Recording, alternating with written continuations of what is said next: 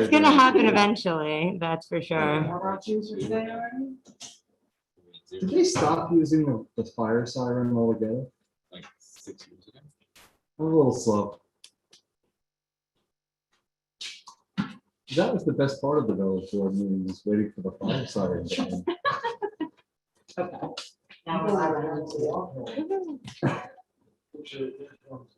It's something. And this one only went twice. How many times did they go? Depends on where it was. Oh, nice. You got that as a, do. Yeah. Good start. Okay, let's stand to the pledge.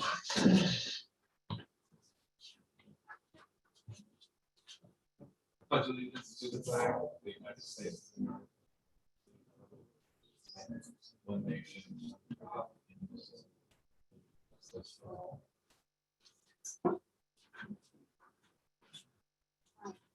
As a way of respecting, honoring, and creating awareness about our past, we begin our village board meetings by acknowledging that New Paltz is on the ancestral land of the Munsee, the Sopix, and Lenape people. Okay, I'm adding a few items to this agenda since it was originally published. Item number 4, waive building permit fee for community fridge program. Item 5, planning board feedback for proposed.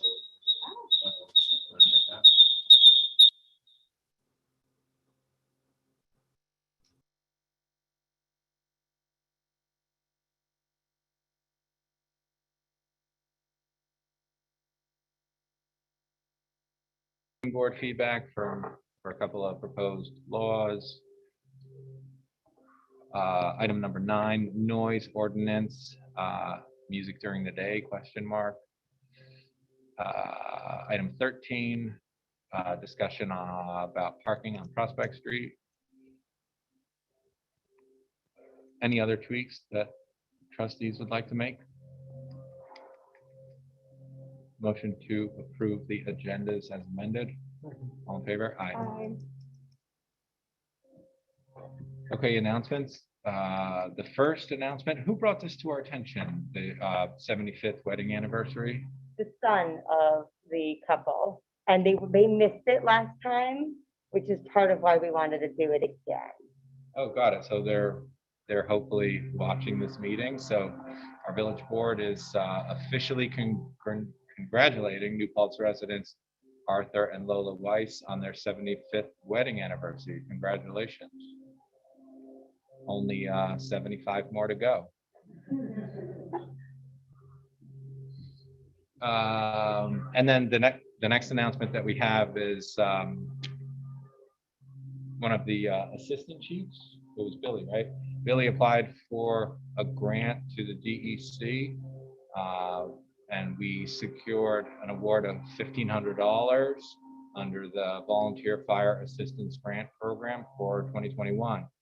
Thanks, Fire Department, for applying, and congratulations, New Paltz community, for receiving this award. And specifically waterline fire. Got it. Did they reference any particular wildland incidents in the grant application? I don't know, didn't see the grant application, but with the ever increasing incidents of brush fires and forest fires, particularly out west, but certainly impact us in the future. It was thought that we needed some additional tools. So that's what Fantastic, yeah. And we'll be able to purchase $1,500 worth of tools. Yeah, I think it's matching too. Yeah, why not? We match Right, so we'll end up with a $3,000. $3,000 in additional tools specifically to be used for wildfires. Any other announcements from the board? Alex, you've never not had an announcement. Come on. I know, it's funny, in my notes, I prepared them for under the climate, equity, and justice related items. Oh, even better. Perfect. Okay. So we have 3 different public hearings open right now. One is regarding proposed zoning changes to the B2, and We received feedback from the county planning board. That was pretty useful. Additionally, we have a public hearing that's open regarding new accessory dwelling unit law. The county planning board also reviewed that. I actually spent a decent amount of time this afternoon. I feel like most of their comments were in our initial draft, but I think because of their comments, I made the draft of the law more clear. So I think like those issues were addressed in the draft, but because of their comments, I think it's probably a better law and it's easier to follow now. So I took the updated version and shared it with the county planning team, and I'm curious what they'll think about the updates, and then we can share it with our attorney to make sure they're okay. But I would describe the changes as not material, just useful as far as making the law more clear. Did we get any feedback from the community regarding these public hearings that remain open? No? I'm sorry, again, I just have to pause everything. I'm having an issue because my personal computer is not starting at all. It has not happened before, but I cannot take minutes on my laptop and I need the village laptop, but the village laptop is projecting on the screen. Okay. So you guys are just gonna watch me take minutes or turn the screen off. Because I can't have both the public on the screen and take minutes. Oh, I think we're okay. So just use that laptop. That's fine. Okay, cool. Yeah. I just wanted to. Just let us know if they say hi.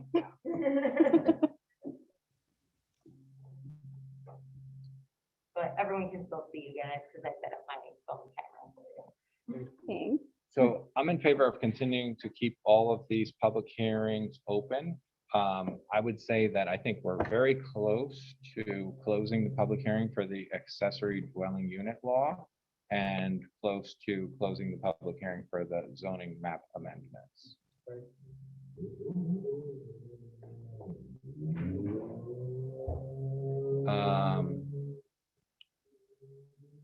This says public comment, written public comment submitted prior to the meeting. Is this a There's a link, yeah, I had been PDFing the email, but it was called to my attention that I should not publicize people's information.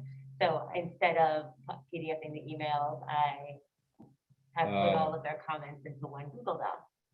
I love this system, by the way. Thank you for that. Oh, cool. Alex, do you want to summarize these couple of public comments that we received? Yeah, it looks like we got 2 written comments.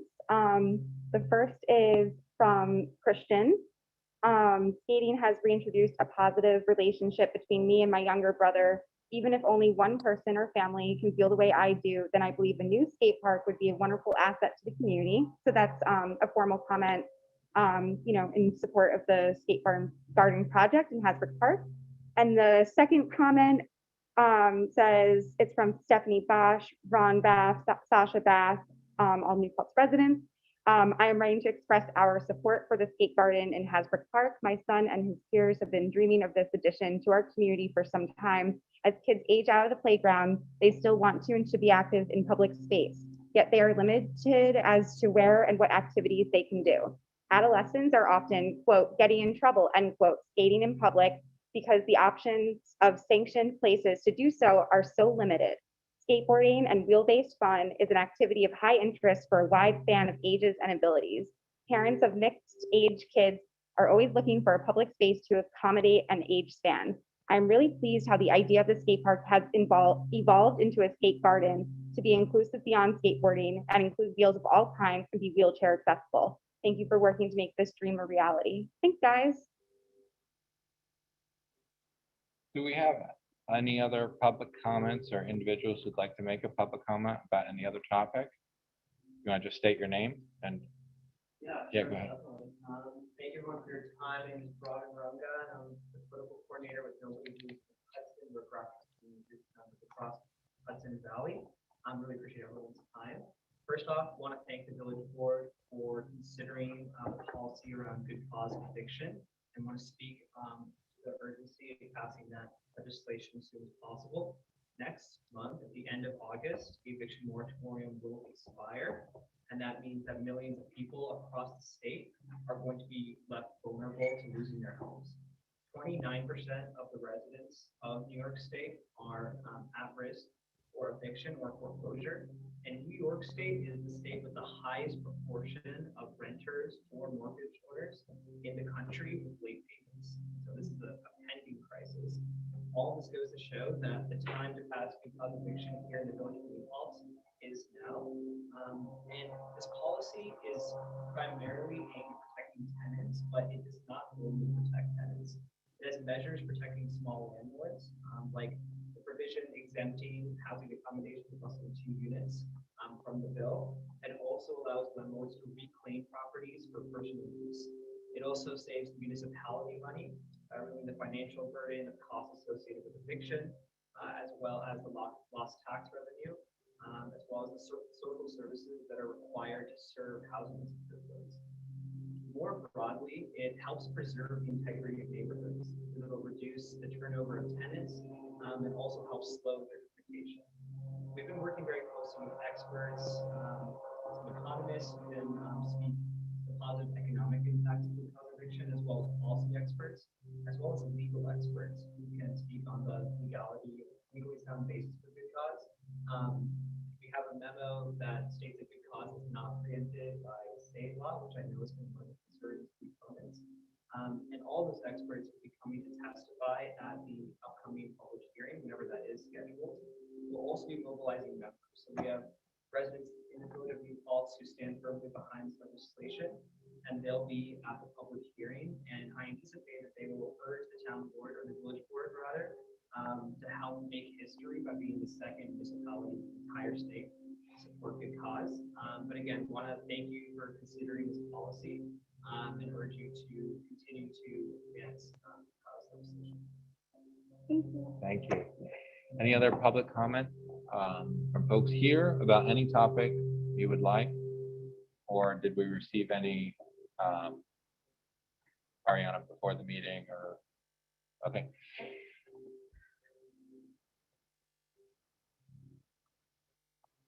I motion we move the consent agenda. All in favor? And Alex, you were going to take item number 1 on the business agenda. Yeah, or at least get us started on it. Climate equity and justice related items and updates. So 2 items on our agenda tonight, particularly connected with these concerns, are the community fridge discussion, as well as the proposed housing law. Food insecurity and housing instability are at the heart of injustice and inequity. Renters, especially those facing food insecurity, job insecurity, and general housing insecurity, as most renters in our community are right now, based on census data, are frontline communities when it comes to climate change. So I just want to share that intersection there. And then I just wanted to share that there's some upcoming dance camera public hearings. And so I'm going to plan on testifying at one of them, probably the virtual session. And I just forwarded the link about that to our environmental policy board and climate smart task force too. Great. Any other comments regarding item 1 before we move to an interview? Bryce Mack, is Bryce visiting with us tonight, Ariana? Yeah, Bryce is here. Yes, I'm here. Let me turn on my camera. Hello, everybody. Hi, Bryce. Hey, Bryce, how are you? Tell us a little bit about your interest in serving on the Landlord-Tenant Relations Council. Okay, of course. First, I want to thank you all for letting me be on this call. My name is Bryce Mack. I'm currently a senior attending SUNY New Paltz, studying political science. Really, what brought me to be interested in this council is really my love for supporting the community.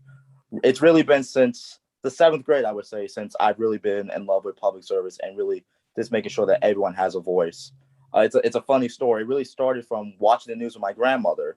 I'd watch the news and I'd notice all these issues that were going on in the world. I'm only in the 7th grade, so I'm not really understanding too much, but I did know well then is that everyone needs a voice and that everyone just needs to make sure that they're heard. So with the landlord tenant council, I've always been a renter my entire life. My parents been a renter, and just seeing what they've gone through and the information that they could have known, they should have known. I want to make sure that people don't go through the same experiences that they have. Back where I'm from, I am a former student government president at my prior college, Nassau Community College. I'm the current chair of the Long Island Coalition Against Bullying. I'm on the youth board for that. And I'm the community liaison for the Nassau County Legislature, Josh Lafferson, where I represent the 18th district. And in these roles, my main priority is, again, just making sure everyone's voices is heard, making sure that everyone knows what resources exist.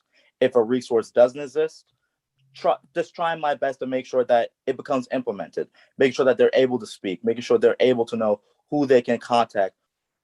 That is really what brings me to this council. I want to make sure that everyone has a voice. I want to make sure that I am the resource for these individuals, especially being a student. I know a lot of the renters in the village of New Paltz are New Paltz students. So if given the opportunity to serve on this council, I would want to make sure that every New Paltz student that is a renter is aware of what the handbook is, what's in the handbook, who they need to call, who they need to email, and let them know what their rights are. So that's a little bit about myself and what really brought me to be interested in this council. Thank you. Wow, it's fantastic. Feel like you explained why you're interested for many of the right reasons, and it seems like you may even be overqualified. I really enjoyed listening to your resume. Does anyone have any questions for Bryce? I feel like you definitely answered any questions that I had. I do want to just share that the Landlord Tenant Relations Council met last night and was discussing exactly what you just covered is like, one thing that really needs to be a part of, the plans in the upcoming few months is ramping up student engagement, now that, because things became a little bit less engaged with campus when everything was locked down in some ways, just because of general access to spaces, right? So the group would be thrilled. I don't know if anyone's tuning in right now, but to know that you already addressed that. Yeah, it is extremely important. And I really think the pandemic really affected the line of communication. And I feel like I can really attest as a student, a lot of times young individuals, they'll sign up for something without really knowing too much about it. And I feel like with renting, that's one of the biggest things. They'll say they want to rent, but they're not sure what rights they have or who they need to contact if any situation occurs. So just really making sure that these students know what their rights are, what their resources are. If any situation comes about, unfortunately, they'll know what the process, what's the chain of command is. Now that with New Paltz, about 90% of classes are coming back in person. That means that more people will be renting. I feel like that open line of communication is more possible now. Definitely, for sure. Yeah. If we don't have any additional questions for Bryce, I motion we appoint Bryce. Do we have a particular term that he would be fulfilling, or how does this work? I'm asking our clerk because we appoint people to particular slots with certain terms and expiration dates. Yeah, I mean, it's just a 2-year term. There isn't like a vacancy that he's filling the remainder of. Okay, so it's a 2-year term, so it would be 2 years from when we appoint you. So my motion is to appoint Bryce Mack to a 2-year term. Second. All in favor? Aye. Thanks very much for stepping up and serving New Paltz. Thank you so much, everyone. I'm really looking forward to helping the New Paltz community, working with you guys, everyone on the council. So thank you so much. It really means a lot. Yeah, thanks, Awesome. Bryce. Well, I'm looking forward to meeting you in person sometime soon too. Oh yes, you'll be seeing me next month. That I'll be up there, so I can't wait to meet all of you. Thank you. Great. Keith, did you want to come join us at the table? Tell us about your project.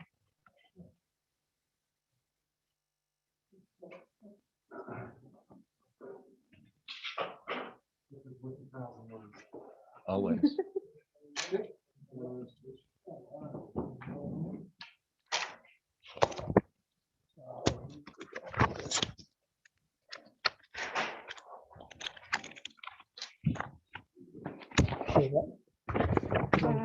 everybody. Thank you.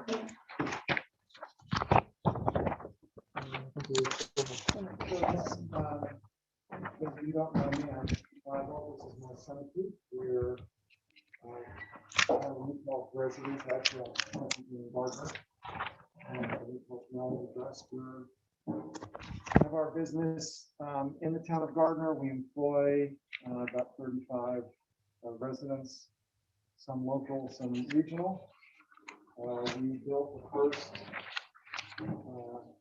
smart commercial building in this region with NYSERDA a number of years ago.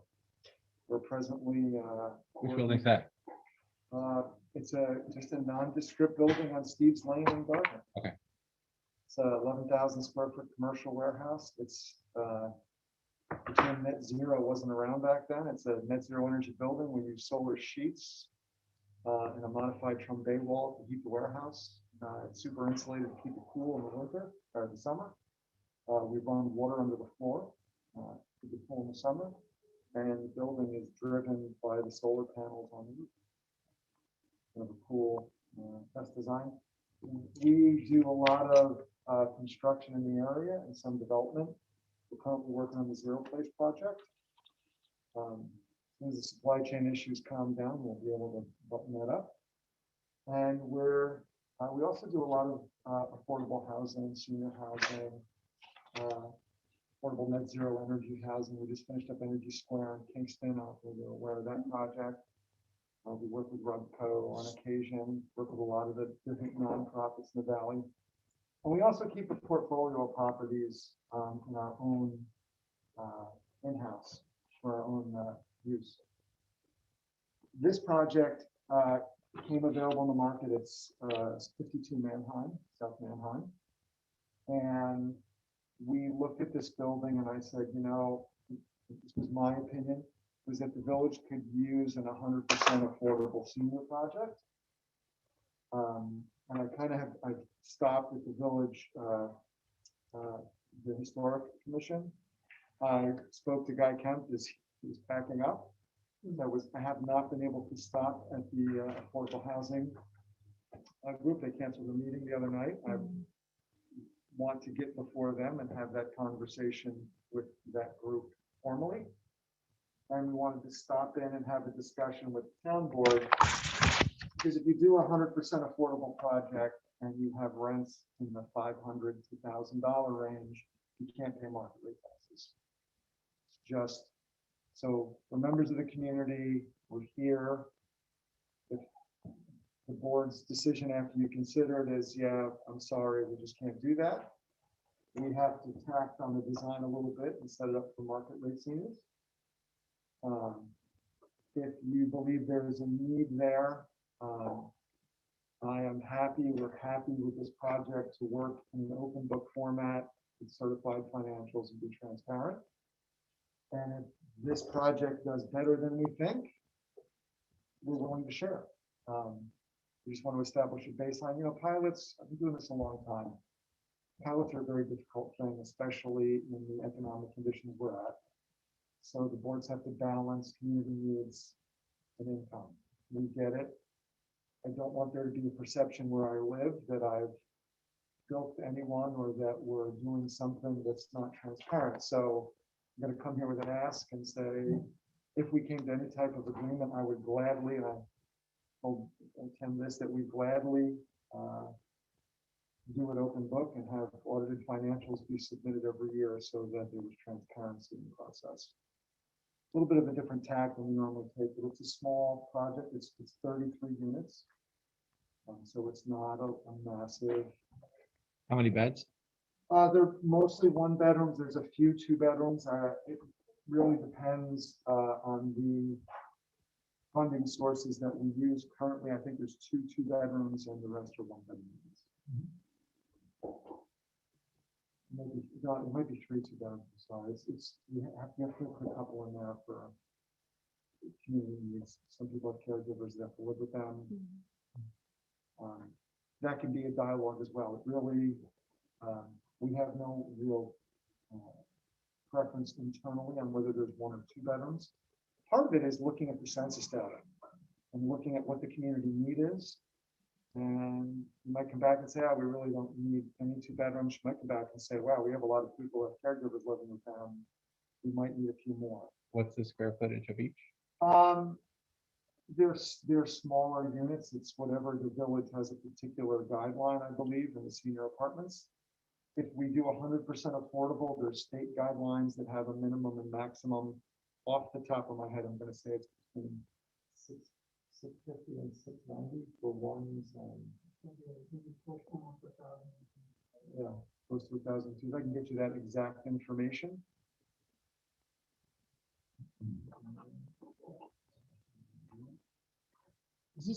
Is this duplex style or is there an elevator to get to the Yeah, second sure. floor? So this is it's a 2-story, they're flats. It's a center corridor. This is obviously a depiction. The design in the parking is fairly close. This is actually grass, not pavement. But there is a patio here and a green space at the end. And we try to do a LEED Gold as a minimum in our company, Energy Star Plus.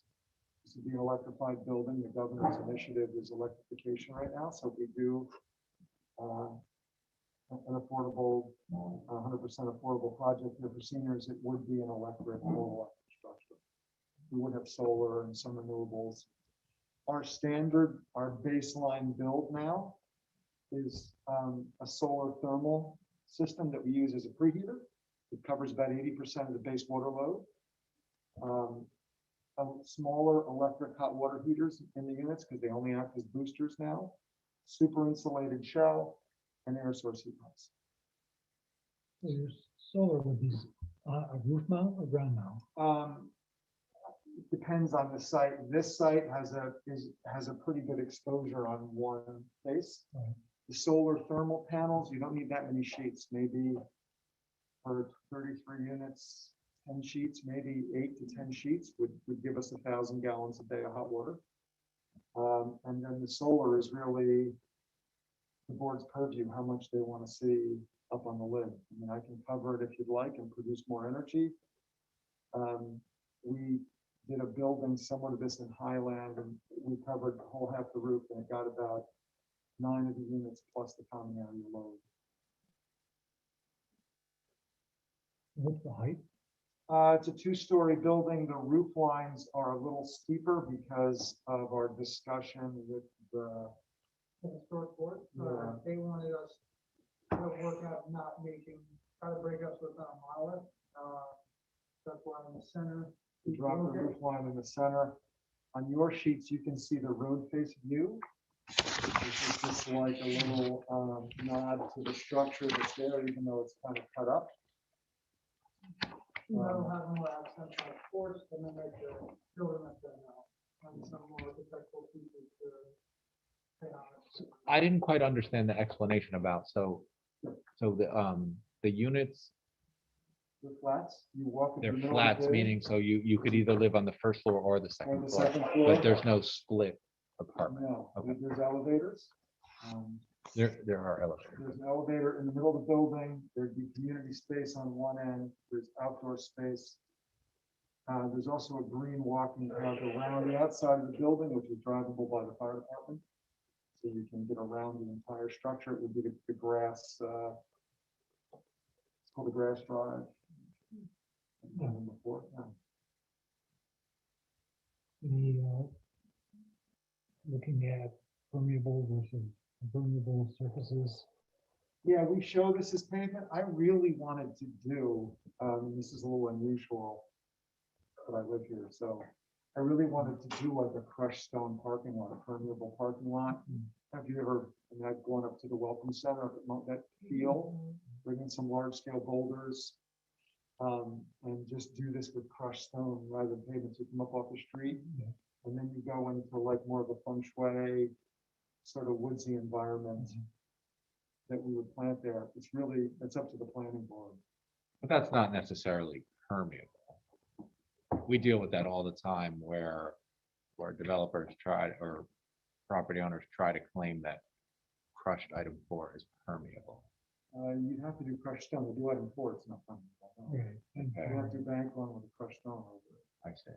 I mean, you'd still have to do, water quality control, no matter what you do. with it. Right, Like, I mean, like, when you even need if to do a, soft surface, you V it to the middle and you've got to have a pick, I I mean, mean, this, you don't this, have to, you should have. a this pick- parcel is over an acre, right? Yes. So you have to do a full strip anyway. Yeah. right. Yeah, the soils are reasonably good here. In the area that you've indicated roots to remain, what's in those roots? It starts to fall off back here, and then there's a parcel that I believe, Sea Hill owns that wraps around Yeah, to the back there. So it's just green space, you're welcome to go up and take a walk on it. Wooded or, yeah. And then, forgive me, you're just north of the ridge, is that right? Yes. So, Yes. okay, so, and that's just wooded now at this point. And isn't there some of an elevation there? It steps up a little bit from Sea Hill's property here. Okay. The 3 feet, I don't really know. The roof height is going to be higher than the ridge. Is that right? Yes. Yeah, and then they requested a steep roof, so it's gonna vault up some. you're combining two separate parcels. There's actually, yes, we're combining 2 separate parcels right now. There's actually 3 parcels there. There's a small house back here, which will. Yeah, that dead ends on Hasbrook, yeah. Which ends on Hasbrook, yeah, that we kind of renovated, cleaned up, it had been in disrepair. Are you using any of the square footage on that third parcel on Hasbrook to like meet any of your, Yeah. So we're doing- there's a lot permeable line surface, adjustment here. Yep. And it had to do with the unit count for this building. Yep. So we maintained a legal lot, and then from here back, this will just be forever green space. Yeah.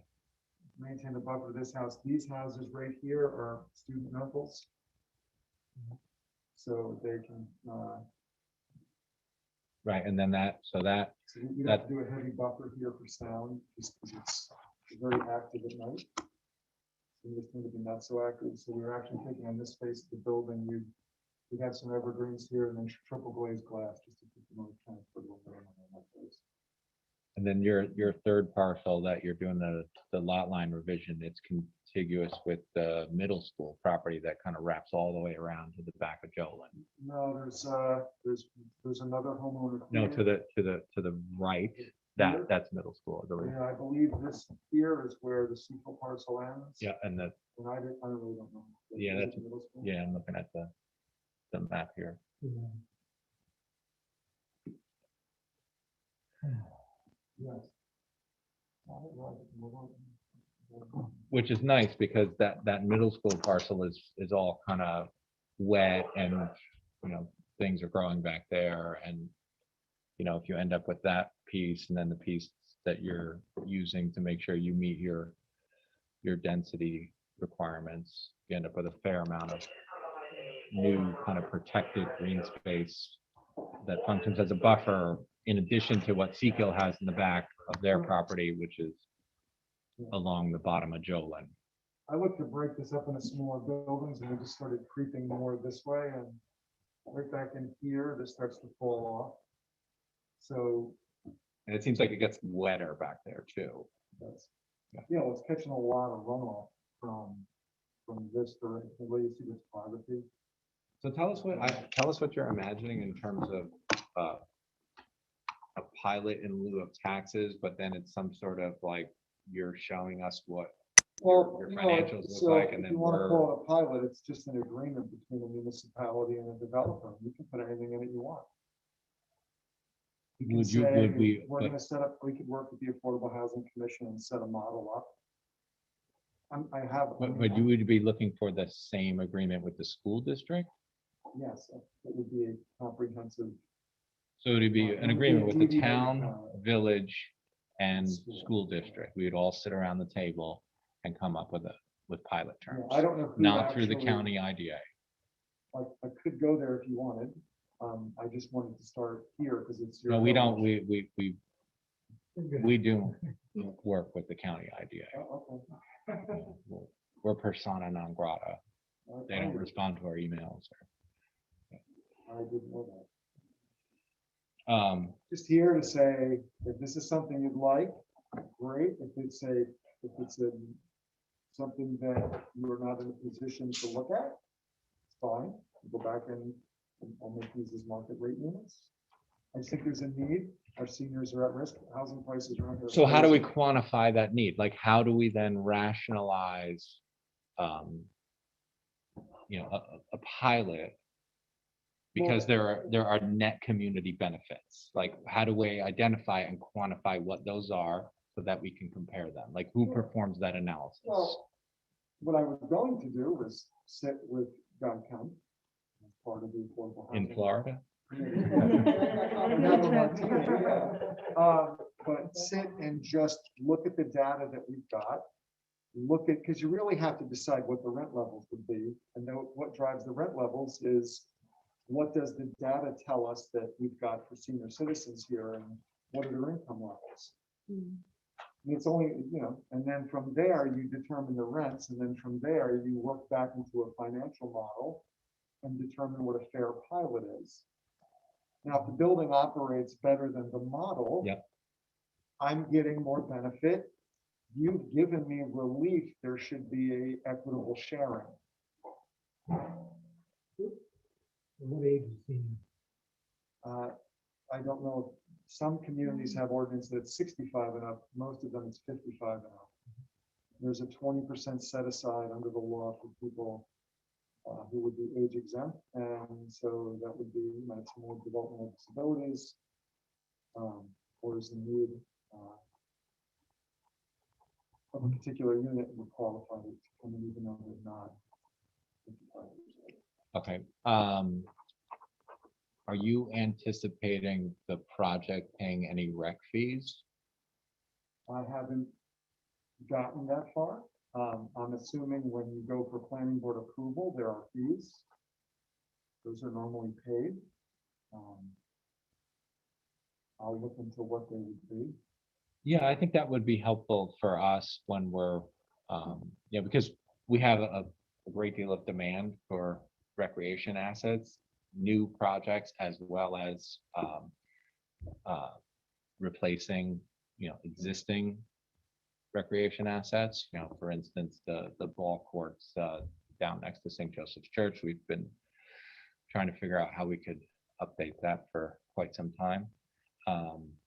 But seniors and their family members enjoy the recreation assets in New Paltz. So yeah, I think when you're modeling, if you could look at our recreation fee schedule and make some So we have, considerations. just how flexible you can make this. We have a development in town of Newburgh, believe it or not, it's affordable housing for seniors, where they totally exempted us and then asked us to pay a yearly fee into the senior recreation center. And so in lieu of money coming to a smaller portion going to school or the town, they exempted off and said, please write a check to this every year, which we do. Because they needed that type of revenue. Right. Have you had any experience with like equalization basins for sewer that could be sited on this property that would help with our inflow and infiltration challenges? I haven't, but it could be if there's, under the secret process, if there's an impact and a mitigation required, it's just part of the planning process. You could have your sewer main go into a holding tank. It doses the system at a given, however, at a given time, or can be cold. I know where you're going. Yes, it can be done. It's the size of it and the amount of time you want to try and retain the sewage on site. Yeah, I mean, because we're generally good as far as capacity at the sewer plant, but we really struggle during large precipitation events. as we have learned. So that could be, very helpful. Like we could end up with housing that's not, putting a great deal of pressure on our system, our conveyance system during those I&I events. So our seniors, on average, we have a number of senior units, and the buildings that are newer that have all the water conservation measures in it amount to about 33 gallons a day. Yeah. They're not big users, so it wouldn't be that heavy of a lift. I mean, They all have their own laundry though, right? no, we have. Oh, you're gonna have a laundry room? Yeah, in our senior buildings, we have one. Okay. A market rate senior project would, everybody would have an individual. Sure. Because it's a different, price point. You have one laundry room on each floor in this. Or we would have a Concept. community room, and off the community room would be a soundproof room, which would be for washers and dryers, so you could go load your laundry And hang out. and Yeah. hang out in the community center, reading room. What about water metering? Do you imagine each individual unit metered or the whole building? So we meter the entire building, and then we privately meter individual apartments. And the reason why we do that is we have residents who reach a place in life where they sometimes forget they've left the water on. And then you can just know where the leak is I and can who's got a know busted who's toilet. paying, Yeah, and that's so great. Their leases will have something that says, you have access to hot water with your rent. But if you exceed X amount of gallons a month, and it's a generous allowance, you have to pay a kicker for this. I've had people use 10,000 gallons in a month. Yeah, private meters make a ton of sense. So like what we would want to see is a master meter at the property line, and then you would be charged based on its usage. But then that sounds fantastic that you would also have individual meters, because then you can chase down any leaks or any forgetful incidents. Yeah. That's more the difficulty you have. People, they turn their tub on and forget to turn it off. Yeah. We also, I don't know what the ordinances say. We sometimes like to collect rainwater when we have the room and use that for just our normal watering, so we're not using town water for watering plants. But what's interesting about that, and I think New Paltz needs to figure this out, is because the way we charge for sewer is based on how much water you use. So if you're using gray water, we're not receiving adequate revenue for sewer. So we might, I think what our community should be doing is then metering for sewer separately, as opposed to creating a water bill that figures out the bill for water and for sewer. Quick question here. Given this is senior housing, and you've noticed over the pond, public transit can get in and get out. Is there a way to design this area so you can get in, make a pick up and drop off? So, And exit. yes, we in this rendering, we worked with Andy Willingham, is actually by village code, you have to have two entrances. Yeah, so we have a drive-in and a loop and a drive-out. Yeah, I didn't see that. Yeah, it's not on this rendering. It was actually, I just didn't realize that was a requirement when we were doing the rendering. So when that came up, we came up with this. We haven't been to the planning board formally. We were there just for a Conceptually, yeah. presentation. I said I wanted to make the rounds with all the committees, to make sure everybody understood who we were, what we're trying to do. Once we get past building design, this is my hometown, I'm kind of flexible. This isn't a hard sell. I love where we live. I think this would be a good community benefit. I think I could collaborate with the different committees. We could come up with something interesting. And then I could run it up the flagpole for funding. If it's too much of a reach, given the economic conditions, I understand. You have to just open up the units a little bit, change the amenities some, and we would just take it through as a market. How does it work if this is zoned R2? Like I would just assume like a property like this that feels like an apartment complex would be R3. Like how does this work as R2? I would have to open up the zoning. We went through it with Andy, we did a zoning review study of what the zoning wants here. This is that we're able to put 16 regular apartments here or 33 senior apartments here by design. Oh, got it. Okay, right. You got that kicker with, yeah. So you don't need a variance. No, this is. a Right, residential. right. That's how you can do it because we have that senior kicker. Yes, okay. You would have would be a site supervisor. So we did 32 residents and then. Well, I mean, it all sounds super interesting to me. Do you guys have any questions? I have a question, but I figured I'd let you guys go first.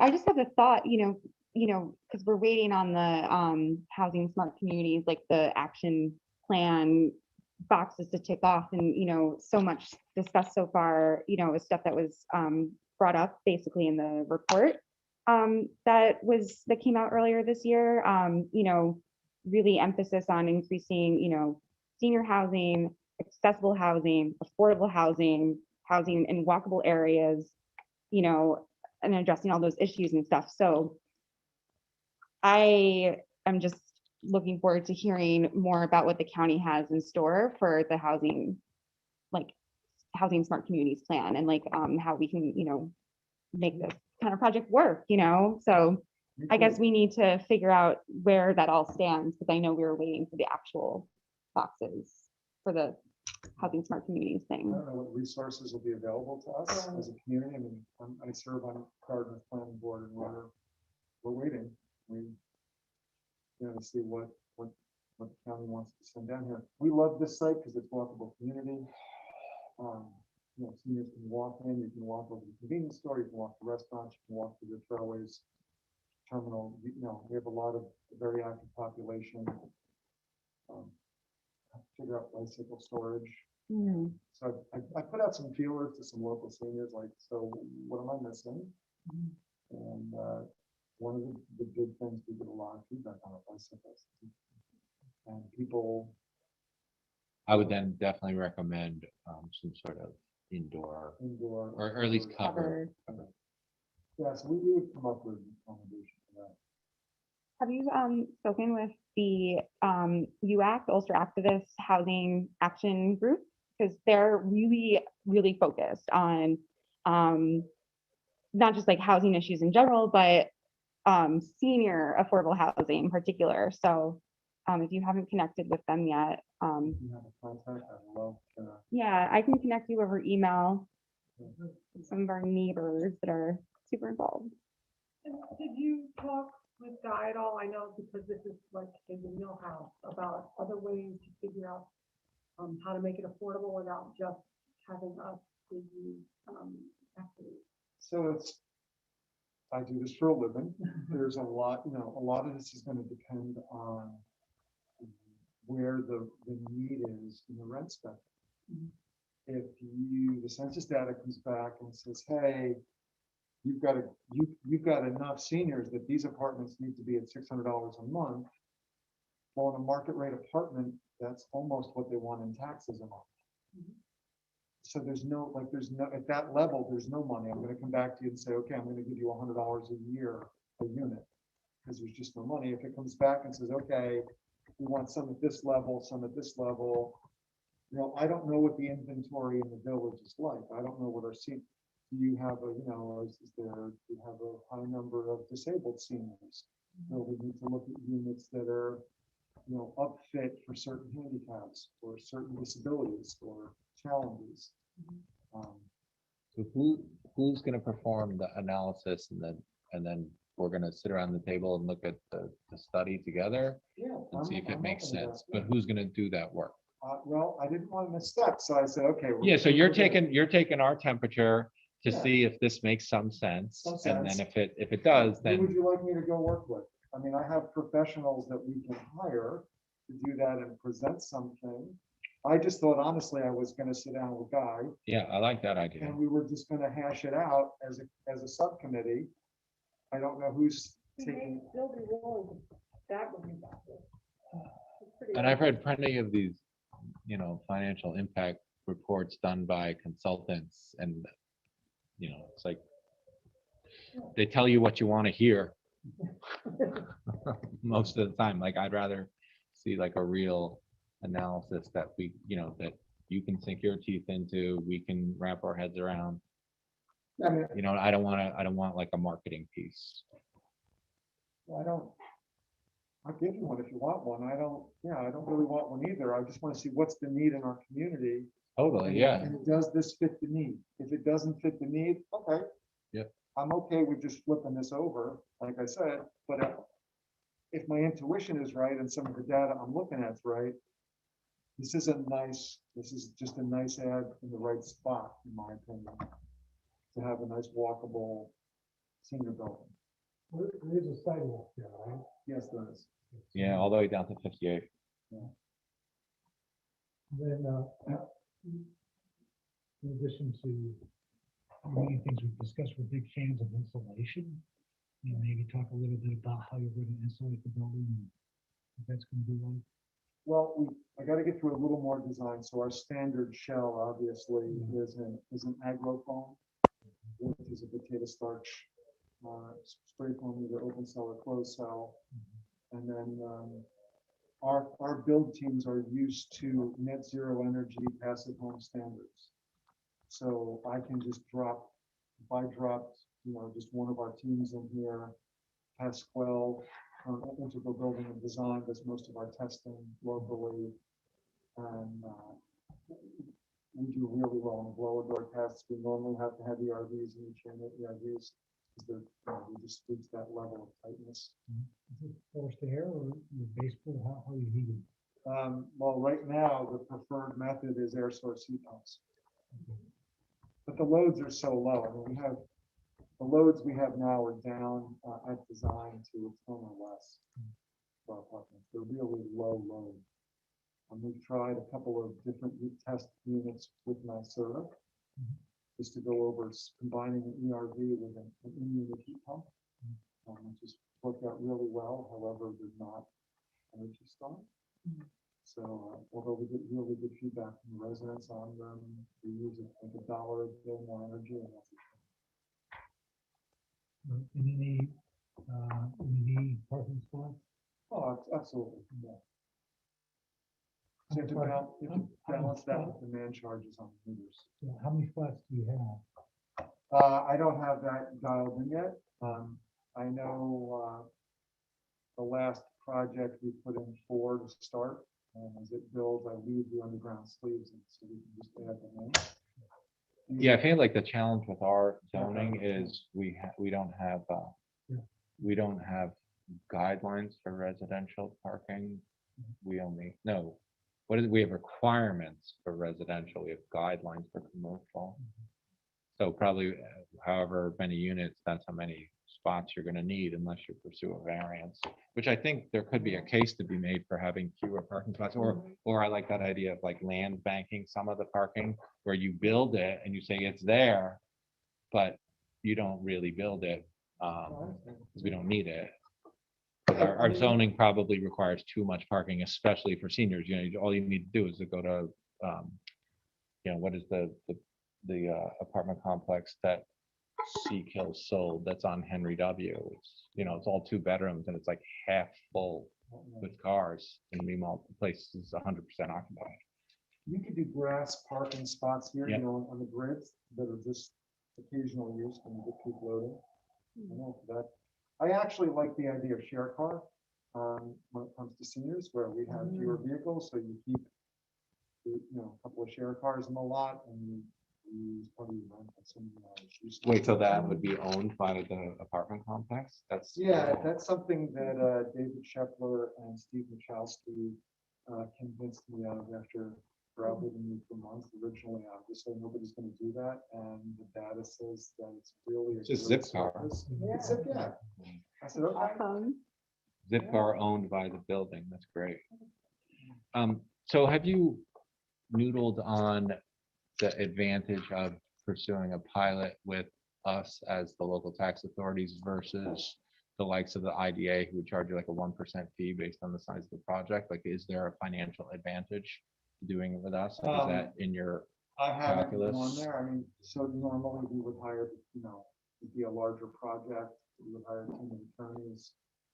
I'm an advocate of the upstate communities. We need smaller projects. I don't need, 100-unit affordable housing roots in the village or in the town of Gardner.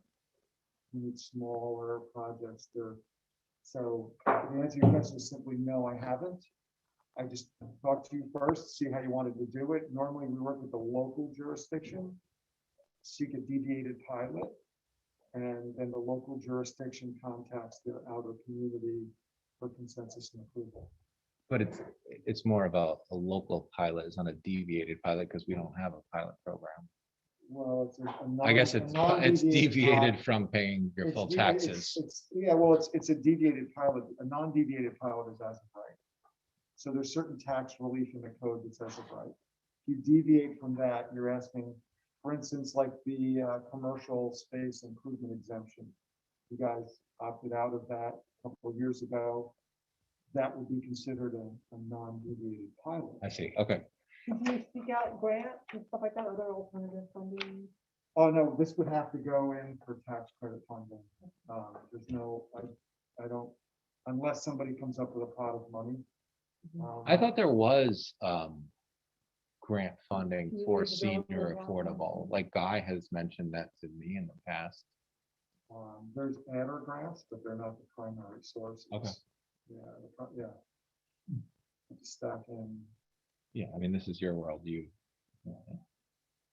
So do you have a time frame? I just don't want to misstep at home. I'm ready to go into the planning board and get it done. I really wanted to sit with you and the Affordable Housing Commission first. So I'm sort of looking for some guidance. I was going to just show up at the meeting the other night. I don't really know who to call right now. Well, the Affordable Housing Commission, their function is they basically like shepherd the review process for affordable housing applicants. And then they do the screening and then provide a list to developers who have affordable housing units to lease. So they don't really help in the development or scoping. That would be more us and the planning board. Yeah. Yeah, their scope is fairly narrow as far as affordable housing. It's really to create that list and to make sure that applicants have been screened and. I mean, But I highly recommend brainstorming with them. They might have some cool questions and ideas as well. Here's some housing action groups I can communicate with. Fine. You just respond to me and what you'd like me to come back with. Yeah, I need a really need assessment of the benefit analysis. Okay. No. And then we can sit down as a group, as a subcommittee. Like I'll sit with whoever, we'll go over it together.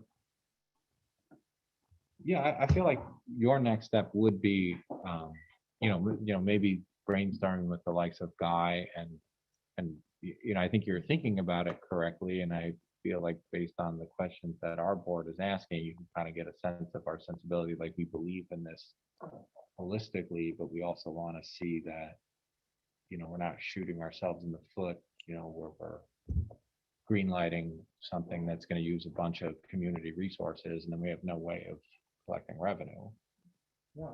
Well, that was the part where it's like, this is small enough where, it's just not going to produce a lot of income. It's a community project for us. Like we're doing it. And don't get me wrong, we're going to make a living, develop it and build it. Once it's in place and it's operating, it's just not, at these rent levels, it's not going to have a lot of income. You're going to have to put a super on site here. Just by the time you get done with the lights and the payroll, there's not going to be a whole pile of money here to talk about. If there is, I'm happy to share it. Yeah, that sounds very interesting. So how do you do that in an open way? You have audited financials and you just submit them every year and we have a meeting once a year and you can talk about it.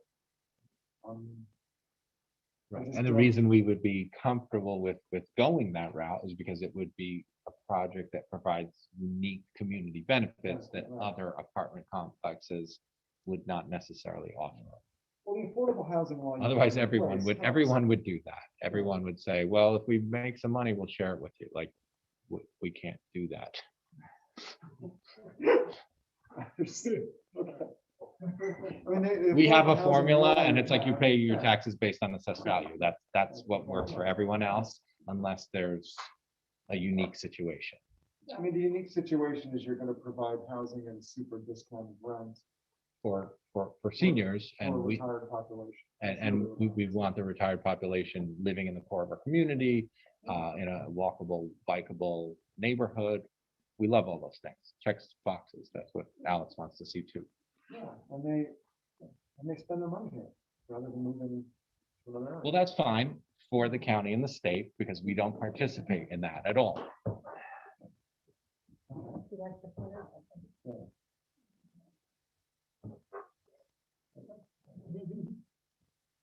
Yeah, I just connected you guys with the UACT housing folks, so. Okay, email. Any other questions? I appreciate you guys taking the time. out of the evening. No, it's exciting. Sounds like a great idea, worth exploring. Thank you. Thank you, Keith.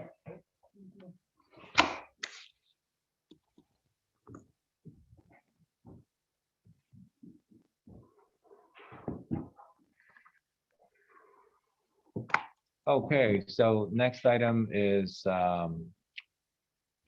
Alex, tell us a little bit about, because this individual who wanted to arrange for a community fridge. And they were- Maribella is actually with us. Wait, who is with us? Maribella. Oh, nice, okay. So we All the way can, from Puerto Rico. Hi. so Thanks for joining us. tell us a little bit about your idea, where it came from and what you're hoping to accomplish. Well, it's not my idea.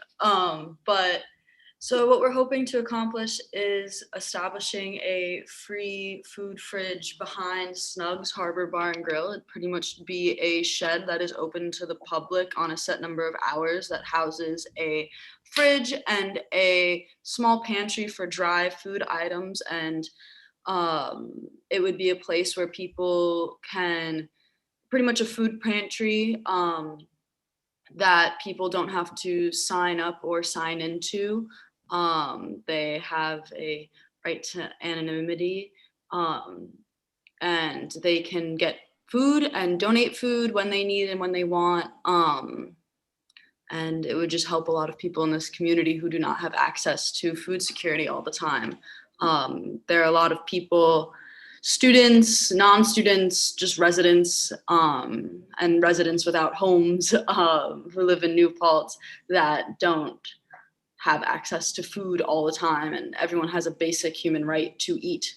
So this would allow residents who, you know, if they don't have the money or the time to go to Tops and spend $4 on a loaf of bread, or they don't have access to dinner, this would give them that availability. Good stuff. Yeah. Yeah, and I know you've been brainstorming with several people in our community, including a few of us on the village board. And, you know, it sounds like a very worthwhile project to pursue. And I'd like to share some good news. I think what we often try to do as a village government is to make sure that everything is, you know, following certain rules. The reason we have rules is not to harass anyone, but to make sure that things are handled safely and that there's a system of accountability. And I know that when you first were brainstorming with our building department and Corey Worthman in particular from our building department, he said, well, this might trigger a site plan review. But Corey dug a little bit deeper and spoke with the attorney who represents our community, and they feel like because of the size of the project, it's not large enough that a full site plan review would be required. You know, there will be some electrical work, So this will require a building permit. So again, like we want to make sure that everything is done as safely as possible. We want, the people who are volunteering to make sure that the fridge is provided with food, or anyone using the food is not putting themselves in danger. And building permits cost money, but what our board would like to consider is waiving that fee, because we recognize there's a net community benefit to your project. So, that's what, we'll be considering as a board tonight.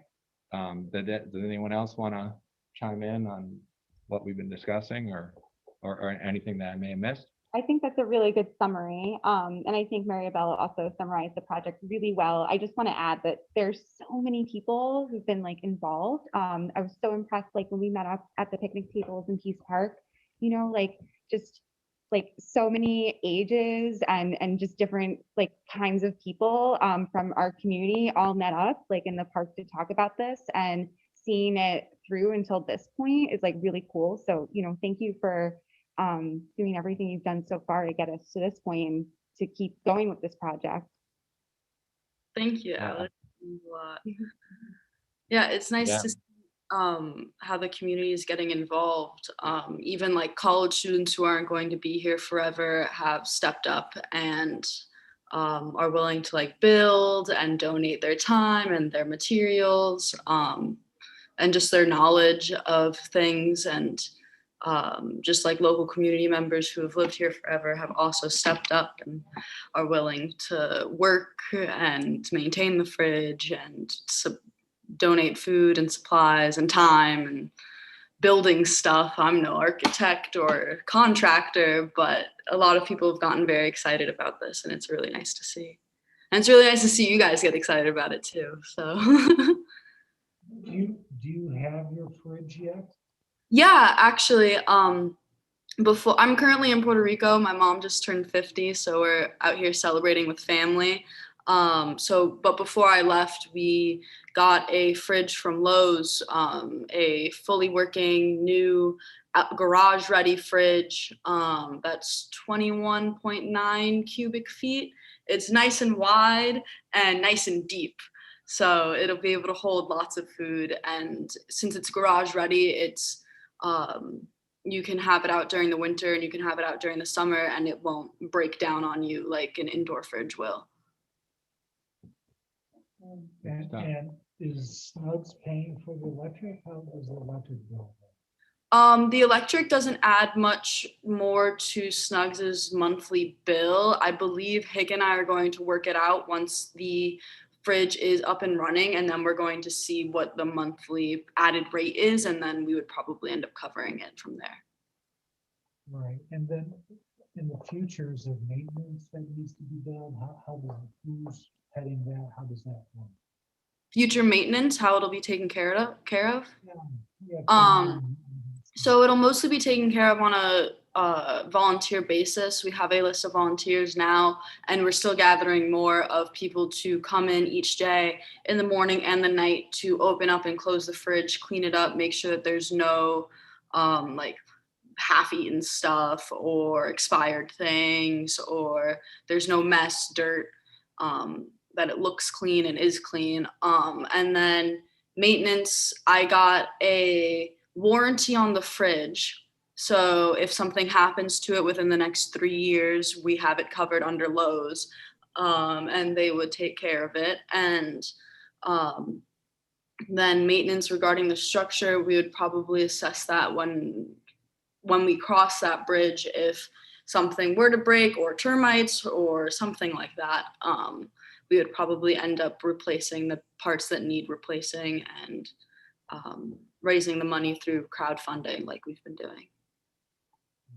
It seems like you've really taken a lot of time and care in thinking out, thinking ahead about all the possible things that could come up and come up with a great project. That's really, really great stuff. Thank you, Sana. I mean, honestly, I didn't think of all this by myself. I owe a lot to Food Not Bombs and the people who were working in the New Paltz Socialists. They were the ones who really wanted to get this going. I know they wanted to do it over at the skate park, but I felt like that would take too long, and people need food now. So, but I wouldn't have been able to do this without working with Food Not Bombs.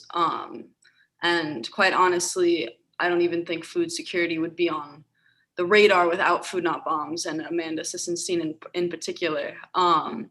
So really, she's the one who deserves a lot of credit because she's been feeding people in this community for so long. Yeah, I can't take all the credit. So. Well, this is an exciting project, and thanks for taking it on. So, just work closely with Corey Worthman in our building department. Complete the application for a building permit. And then my motion is to waive the fee that you'd be required for your building permit. Second. All in favor? Aye. Okay, thank you. Thank you so much. Thank you guys so much. This means a lot. Building permits are very expensive. I think it's about $150. Nice. Well, that's $150 more we can spend towards lumber. Absolutely. Yeah. And I think it's also a sign that we're excited and glad that you're pursuing this project too. Yeah. In addition to the monetary value, it's a green light to keep working hard on this important project. Yeah, and it definitely, yeah, it's really nice to see that you guys are supporting this. Usually people think of like the government as like a bunch of hard asses who don't really care about their community, but you got like I know some of you by name, and you really do care about your community, and I hope that this action also inspires more people to like do the things that they feel need to be done. And you totally just blew our cover. I thought everyone thought we were hard asses. Now everyone knows our secret. Yeah. Okay, thank you. Next agenda item. So we got feedback from the Ulster County Planning Board regarding our draft laws for the accessory dwelling unit and then the B2 zoning. So I mentioned earlier that I looked closely at the comments and I tried to include them in the law to make it more clear. I don't think there's really any material changes to the spirit of the law. One piece of feedback they gave us was, so if there's no change to the foundation of a primary structure, if like the ADU is ending up within the house and there's no change to the foundation and no change to the roof line, we could consider that an as of right, so that wouldn't involve site plan review. I think that was a good suggestion. But if you are changing a roof line or adding to a foundation or doing anything to an accessory structure, that would trigger site plan review. And then also in our law, but this was already there, is that the max space you could change or the max size you could change a foundation would be 100 square feet. There was also some discussion in the feedback from the County Planning Board about just making it clear that 100 square feet is the footprint, but you could end up with, I think in our law, we have provisions about like the maximum size of an ADU, but so you could end up with 100 square feet of additional foundation, but then you could have space that's above it or space that's in the primary residence. So I think all the math still works, even though we stick with like the maximum amount of new foundation would be capped at 100 square feet. And I think those were largely, and then I tried to clarify how it would work with short-term rentals. So like one of the things that we're trying to do is that if this is your primary residence, you could host a short-term rental. Like we feel like that our ADU law dovetails with our short-term rental law. And then in our short-term rental law, it also talks about if you have permission from your landlord and it is your primary residence, you could also host short-term rental. So we're trying to be flexible in terms of giving long-term permanent residents in this community, whether they're renters or property owners, ways to earn a living. And you know, I feel like other ADUs where it didn't allow, or ADU laws where it didn't allow ADUs to exist unless you are a property owner, I think is a little bit classist. And we want to, you know, make sure that we're not treating renters and property owners as different classes of community members, because we like them both. So I just clarified some of that stuff, and I circulated the draft to our board and to the county planning board, and, you know, curious if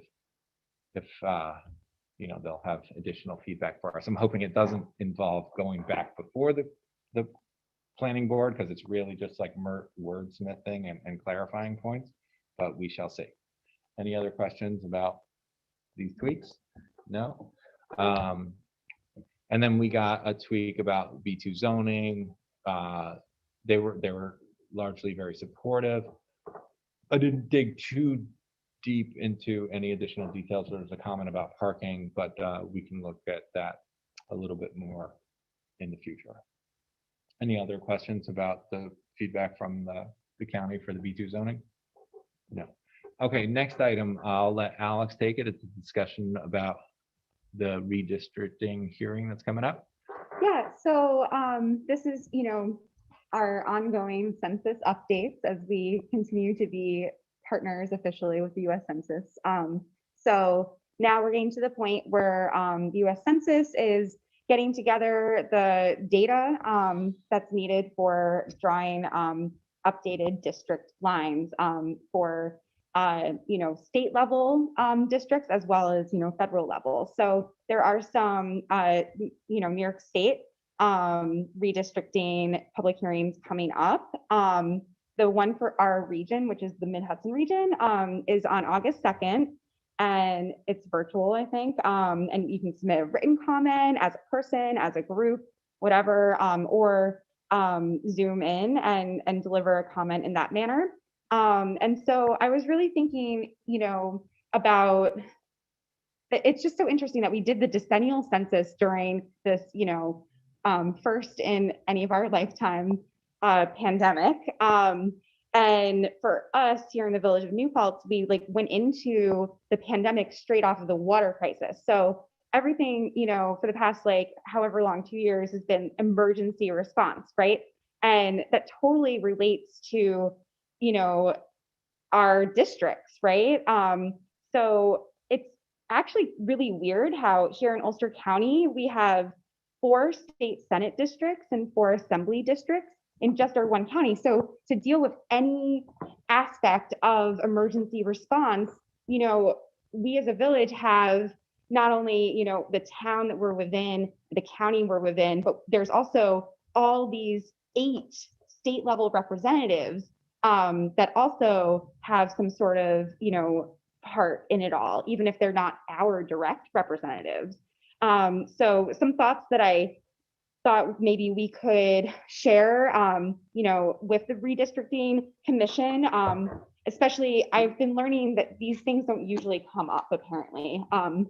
So for example, some people in New Paltz School District are in the 46th district, Senate district, so in Senator Hinchy's district, where we are in the 42nd, Senator Martucci's Senate district. So that's really weird and interesting to me. Watersheds, you know, are split up in all sorts of weird ways. So I was wondering if there's a way to consider watersheds as a way to draw lines, or you know, consider better ways to connect New York City aqueduct host communities that have the same kind of water concerns that we do. I know that typically the state legislature, you know, I guess last time they had to draw lines, it's something that happens only 10 years, every 10 years. Waterways are often used as a way to draw weird lines to connect like a continuous district. And I don't know, I just thought that was really weird because I see it as a way to connect and pool resources, but whatever. Major roadways is another thing, when I cut turf on campaigns and stuff, I'm always thinking how can someone get from, one spot to another to go knock on doors? And we think of it all the time with like how we're dealing with which agency. Are we dealing with the county? Are we dealing with the state DOT? Is it our own road? Who has the right of way? And so on down the line. So is there a way to, consider roadways in the new district line?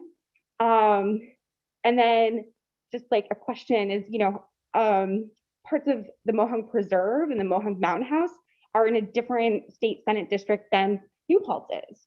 And just that in itself is really strange and interesting because that's, such a resource.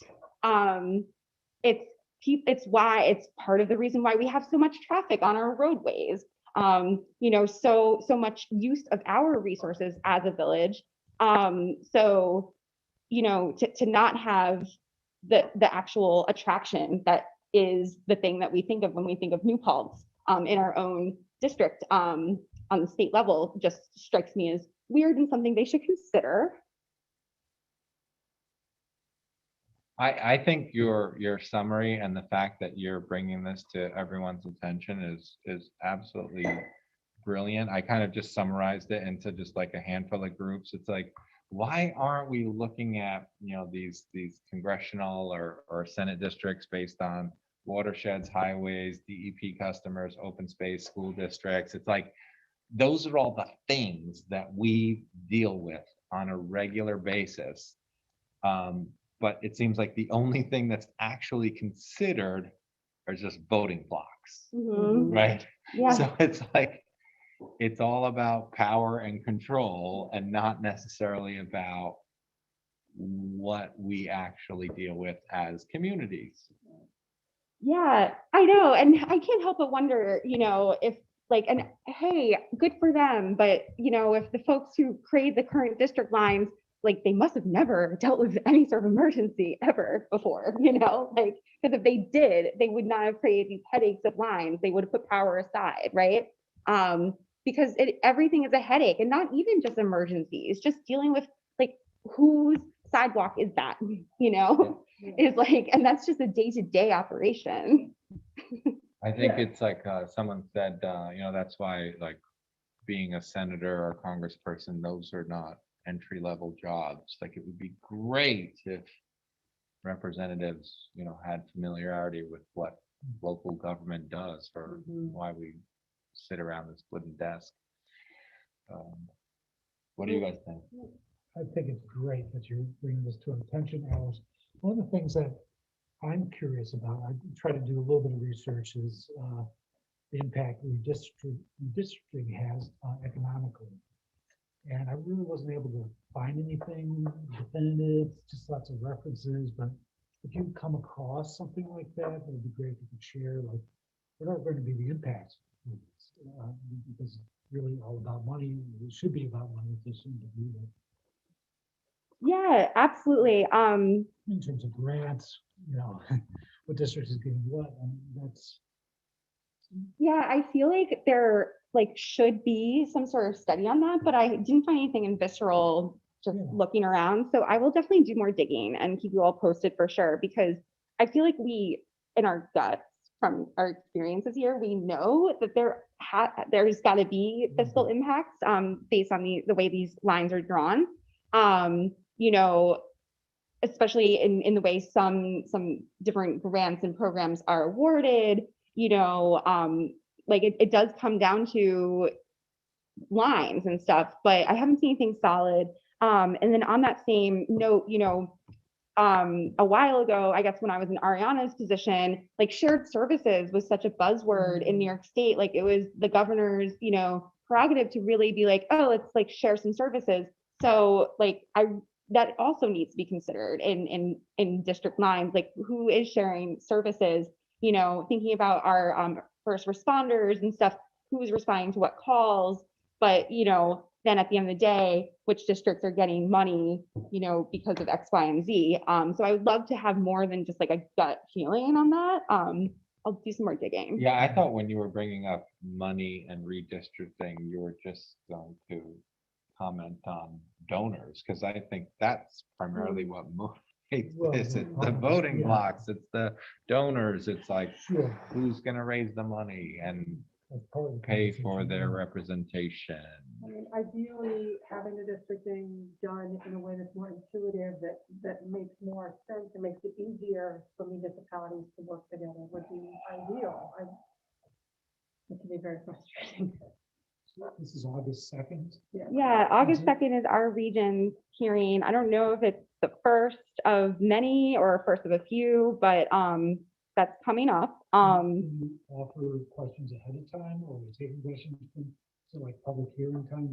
So you can submit it, like submit a written comment, or sign up to deliver it, orally. So I guess, whatever route we want to do. I was so I feel like your brainstormed list right there, it really boils down to, just the handful of topics, I think, like, speaks loudly about maybe we should be looking at these concepts instead of the two-party system and who wants to gerrymander what. I would be very comfortable if you took what you wrote and massaged it into a statement and Yeah, signed our names as a village board. cool. And then I can submit that. Yeah, I think you're like 92% there. Sweet. Yeah, I will finish at 8%. Awesome. Yeah, I like, and again, it's like, this is like, the first resolution, that I passed was introduced before I was even at the table officially. It was about the census, and having an accurate count. And, now 2 years later, we finished that census and we're being faced with the real life implications of it. So, I'm really excited to share these different thoughts with the redistricting folks. Thank you for doing it. Thanks, everyone. Okay, next item is, so we've been working on this project for several years. This has to do with siting 2 groundwater wells at the Memorial Pool Park property. We had to jump through several hoops and get that parcel, or that small amount of area, alienated from the park. But then New York State Parks requires us to offset the piece that was alienated by adding park land somewhere else in New Paltz. So we're able to do that with the expansion of Hasbrook Park on the southwest corner. But what they're also requiring us to do is to actually write a law that shows that we are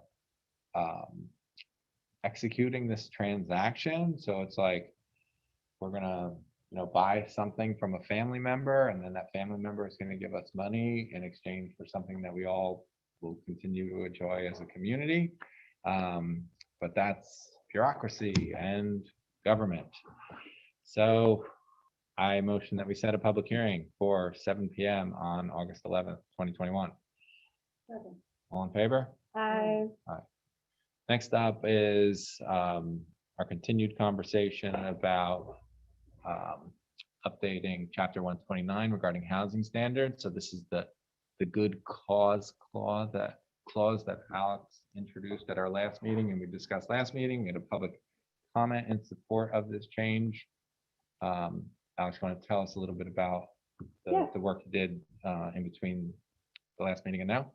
Yeah, so since last meeting, when I first dropped this bill here at this table, I did get the clarity regarding issues of preemption, and also got a chance to share and discuss it at length with the Landlord Tenant Relations Council. So on the preemption end, and that was, you know, that was a fun question to look at. So I worked with the folks from Legal Aid Society. You know, special thanks to, you know, Judith and Anna for working on that, and the rest of the folks who worked on this response that I circulated that like make it, it was so cool, like all this case law, you know, so I got to nerd out. It's so clear that we absolutely have, you know, the right to go ahead and work on this law. There's, you know, no issue of state preemption.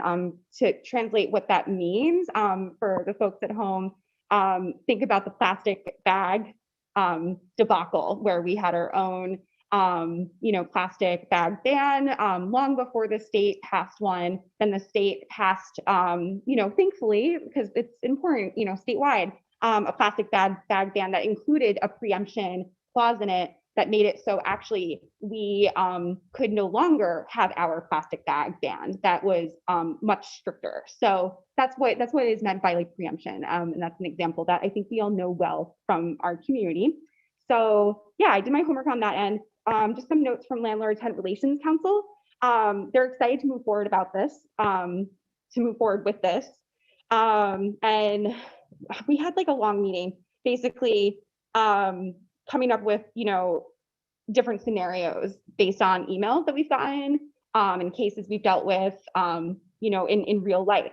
So a landlord on the council mentioned one concern he has about the proposed local law is that it would require more awkward interactions, because if a tenant is not following the lease or consistently, you know, paying rent late, it's like not like a life or death situation, you know, but the only way a judge, if it came to that, would know that those good causes were taking place is if there was a paper trail. So we discussed that at length, and the thing is that type of notice is actually already required in most cases already by the state law. It's just not necessarily in practice in most rental arrangements in our community, we're finding. You know, so the example of a tenant who consistently pays rent late past the grace period, the state law currently entitles tenants to written notice that they are in fact late past the grace period. So if a landlord doesn't provide that notice, a tenant can actually, under the state law, already use that as defense in court. So that addresses that concern, I think. If landlords aren't following that state law, not only is it, you know, illegal, they're not following the law, but it's their own fault for not keeping a proper paper trail.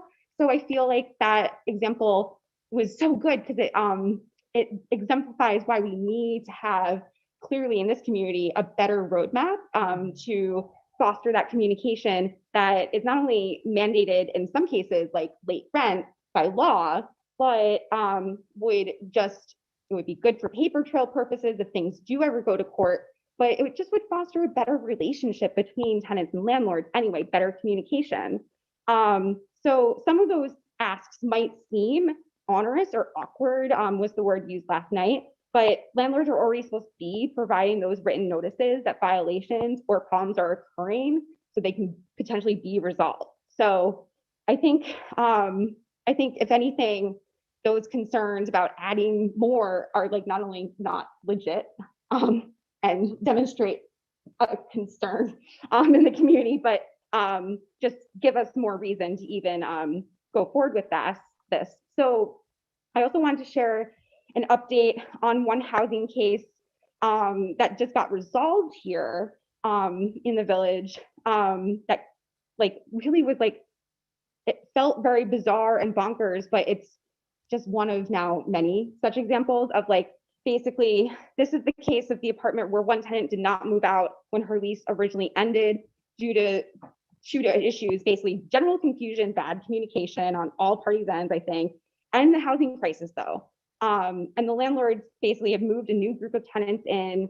And so that case went through the eviction process with the court. That's what evictions are, they're with the court. And the judge ruled in favor of that tenant, giving her until August 31st as requested to move out and mandating her security deposit be returned. So all's well that ends well in this case, but like the whole scenario could have been avoided if we had a law that like gave them all kind of like a map of how to address that situation before it got to that point. And honestly, like if this situation had occurred with a less flexible and kind and sweet group of people, the tenants, like somebody would have been out in the street, right? Like they were able to make it work in the time being, but that's because it didn't happen during the school year. It didn't happen during shutdown, you know, it didn't happen while another crisis was happening in one of those tenants' lives. Like they were just nice people who were able to make it work. And that's not how the housing should work at all. And I do want to point out that the landlords in this case were also put through an insane amount of stress, you know, like they had to pay legal fees. They had to get like attorneys involved. And like, that doesn't seem right either. So I feel like, you know, for all parties involved in that case and ones that are similar that the Landlord Tenant Relations Council has been dealing with, we need to do something. It seems to be our responsibility to provide more of a roadmap. And then I do want to stress the timing of this. This is something we were talking about last night, Landlord Tenant Relations Council. The public comment brought it up too. The timing is of the essence. You know, the national moratorium on evictions already passed, right? But luckily we're New Yorkers, thank goodness, right? So that moratorium though ends August 31st. So there's countless cases like the one I just shared that are happening right in our community. And it's kind of become a norm. And the only thing protecting some of those tenants right now is that eviction moratorium. But when that's lifted, they're going to have nothing to support, you know, keeping them in our community, keeping them housed. You know, if they're good tenants, paying rent on time, communicating well, following all the rules, then, you know, what's the big deal with letting them renew their leases? So, as far as I can tell, like the only holdup, you know, in moving it to public hearing, if there is a holdup, seems to be, you know, like the municipal attorney review. You know, I'm not sure why it's taking months. So last night I reread our rules of meeting procedure that we vote on every reorg, you know, and I do think like the proposed law was in fact vetted by the village attorneys, and I also think it's pretty straightforward, which are the two qualifications for voting on proposed law. And I don't think that's even qualifications for moving it to public hearing. But again, to be safe, I got other attorneys to vet it and had shared that memo about state preemption. So can I motion to move it to public hearing? You can make that motion and then, but let's continue the Yeah. discussion. Cool. Yeah, so yeah, I would like to motion to set a public hearing for this proposed law amending chapter 129 housing for our next village board meeting at 7:00 p.m. Discussion. Yeah, what I really like about this law, and we kind of touched on this last time, is it feels like, you know, that you were joking about like naming laws and, you know, we're calling this the good cause law. I also like thinking about this as like better guidelines for all involved, right? And then like we were using the example of the security deposit law. You know, you were even before the state or the village made changes to security deposit law, there actually were laws in the books, but they were like kind of hard to understand. And, you know, we created a security deposit law, then the state subsequently came up with their own. And I think what we're trying to do here is the same thing. Like it's kind of like the spirit of why we have our Landlord Tenant Relations Council, because it's great to know, you know, how these things are supposed to work. It empowers tenants, it empowers landlords.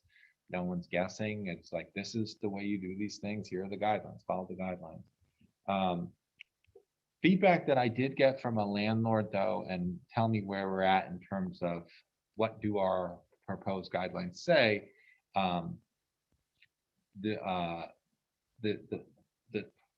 tenant and the landlord need to communicate with each other at a certain point before termination of the lease to say, oh, I want to stay, or I want you to stay, and like that, there should be some sort of like paper trail record of that. What lead time are we suggesting is needed? So you still have to have the same lead time like required currently by state law, no matter what.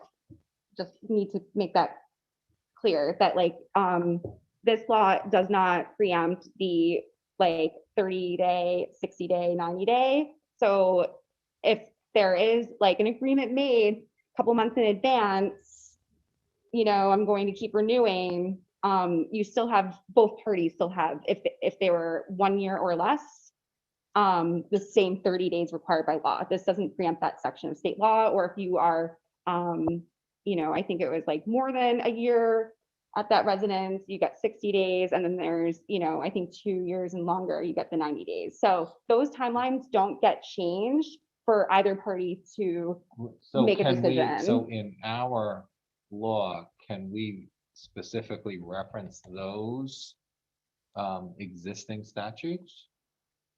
Yeah, I think actually it does. That part of the real property law.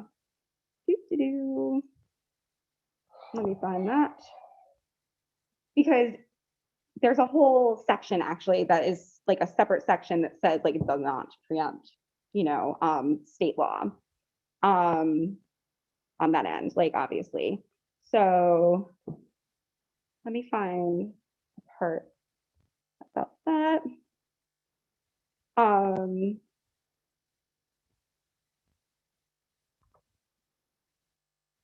So except where notice is issued pursuant this subsection for the purpose of circumventing the intent of this article, where the owner landlord has notified the tenant in writing of the owner landlord's intention to not renew a written lease not less than 5 months in advance of the non-renewal date, and the tenant consents, provided that at the time of filing of an eviction proceeding, the landlord has in good faith entered into an enforceable lease agreement with a different party in an arm's length transaction for the premises occupied by the tenant.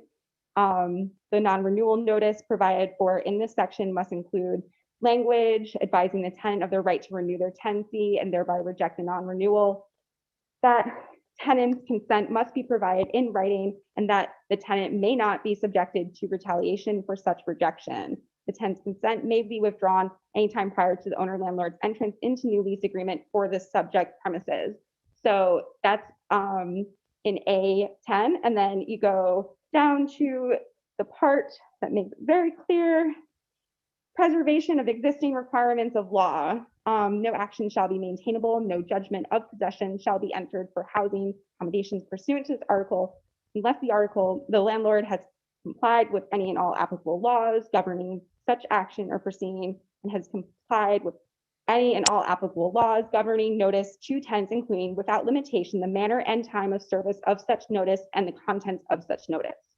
So I think that's about as clear as we could get without having to update it regularly, you know, like based on every time the state passes a new law, or the people, I don't know, there's a legislature that passes laws, the governor passes them, et cetera. And then there's like the rules people that kind of interpret it. And then there's the case law stuff. So like, if we get any more specific than referencing it, like if we put the timeline that is in the state level, I think we'd run into issues every time there's like case law through lawsuits and stuff on a statewide level. We'd have to update it every time. So Okay, we good. can't get more specific than that, but that's why we have the Landlord Tenant Relations Council and all those resources available on the website, you know, to the Attorney General. So and tell me stuff. what you think about this. How a landlord was explaining to me, you know, they specialize in providing housing to college students, and you know, their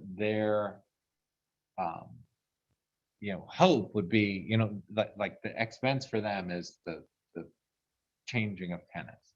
Like it's always better if tenants stay, you know, for X number of years. That's preferred for most landlords.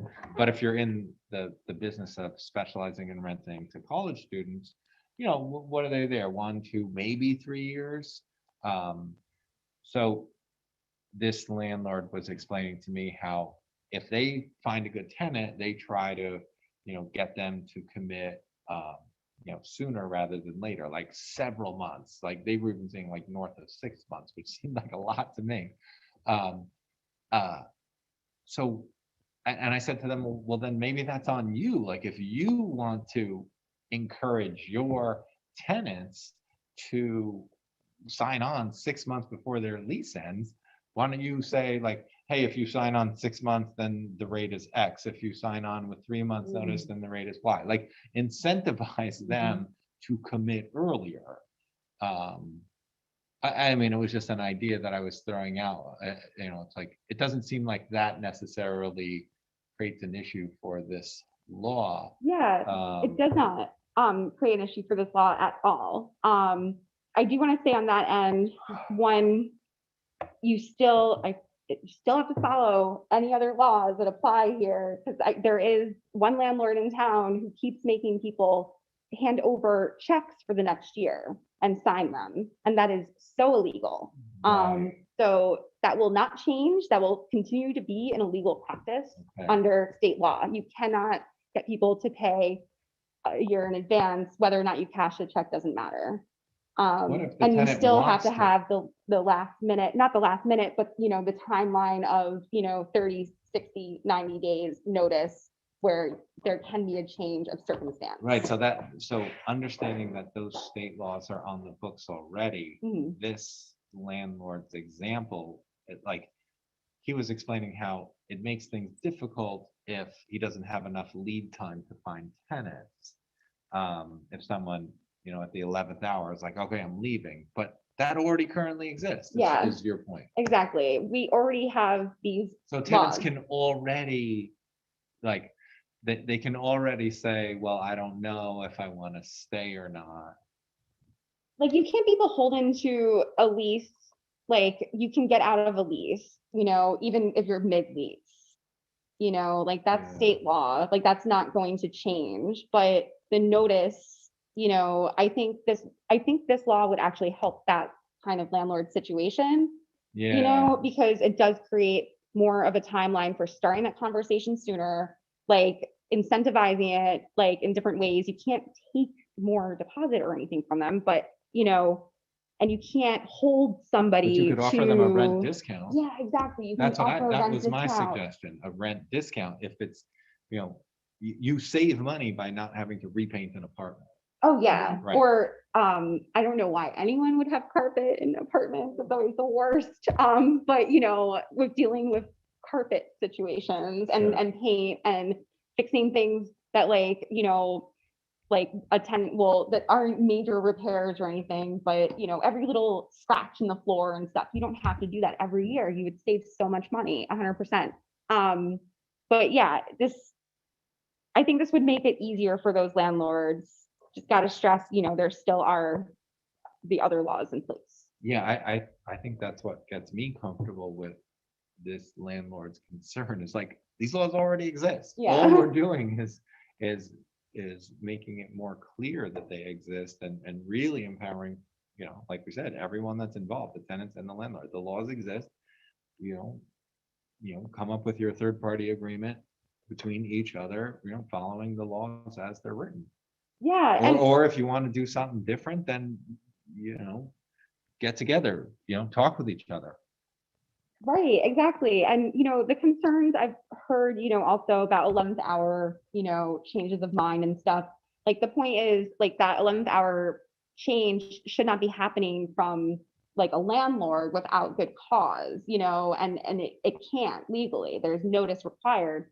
That and the Attorney General's Guide has a good coverage about, the 2019 Tenant Protection Act, like what it clarified statewide in terms of tenants' rights to get out of a lease. So that's what it would be at that point, at that 11th hour, it would be getting out of a lease. It wouldn't be just dipping, right? So you'd have to go through that state process, and, there's different reasons. And, like an emergency can be one, but you also are supposed to, like, and this is something the Landlord Tenant Relations Council and I always advise people, is like, if you need to get out of that lease, because people do, like grandma just passed away and you have to go home, it happens. Or, school isn't working, or you lost your job and you have to go home, like to, your parents or something, like life happens. There's a process there. A landlord under state law currently can't hold you accountable, even if you're mid-lease, if they in good faith cannot find another renter, then and then take it to the court, then the judge can say, yes, you can, take more rent from this person who's moved out. But so that's already covered. That's not going to change, if that makes sense. There's a process in place for that already. Again, I think this just would, push better communication sooner. I think it'll help those landlords for sure. Why don't you call the question? Oh, so yeah, All in favor? all in favor? Aye. Sweet.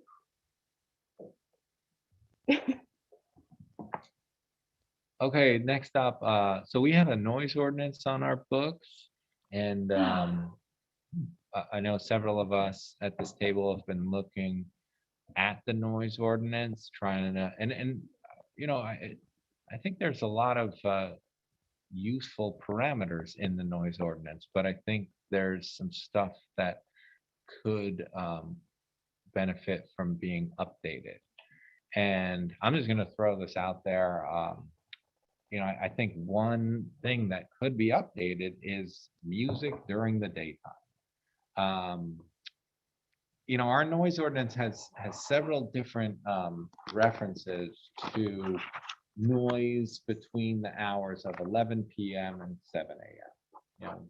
Those are the conventional times when most people are resting. And then we have, specific rules about like how noise could be measured, and we intentionally don't use things like decibel meters because they're not really accurate when you're measuring things when there's other ambient noise. Like if we use the decibel meter in this quiet fire station right now, it'd be super accurate. If we went out on Main Street and used a decibel meter, it would not be accurate at all because of the frequency of other ambient noise. But our law is written pretty well, but it almost seems like we should maybe consider an additional stipulation when it comes to music during the day. Because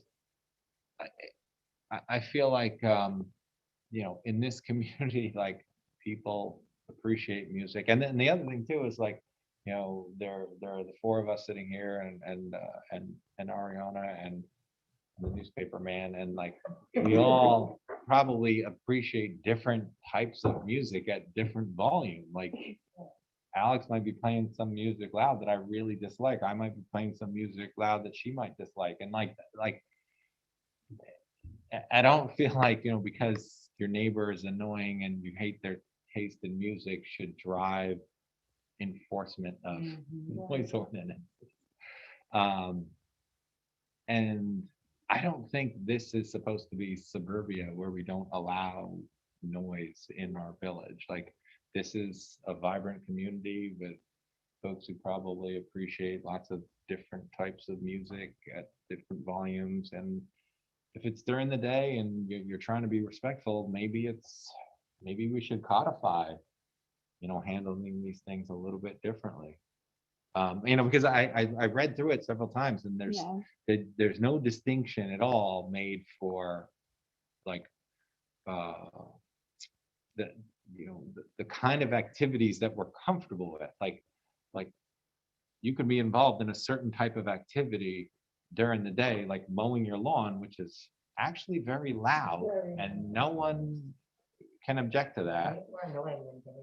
Right. But if you mow your lawn at night, you're in violation of the noise ordinance. So it's kind of curious that no one should be blasting music at night. No one should be, mowing their lawn at night either. I don't know. It just seems like it's something that we should consider.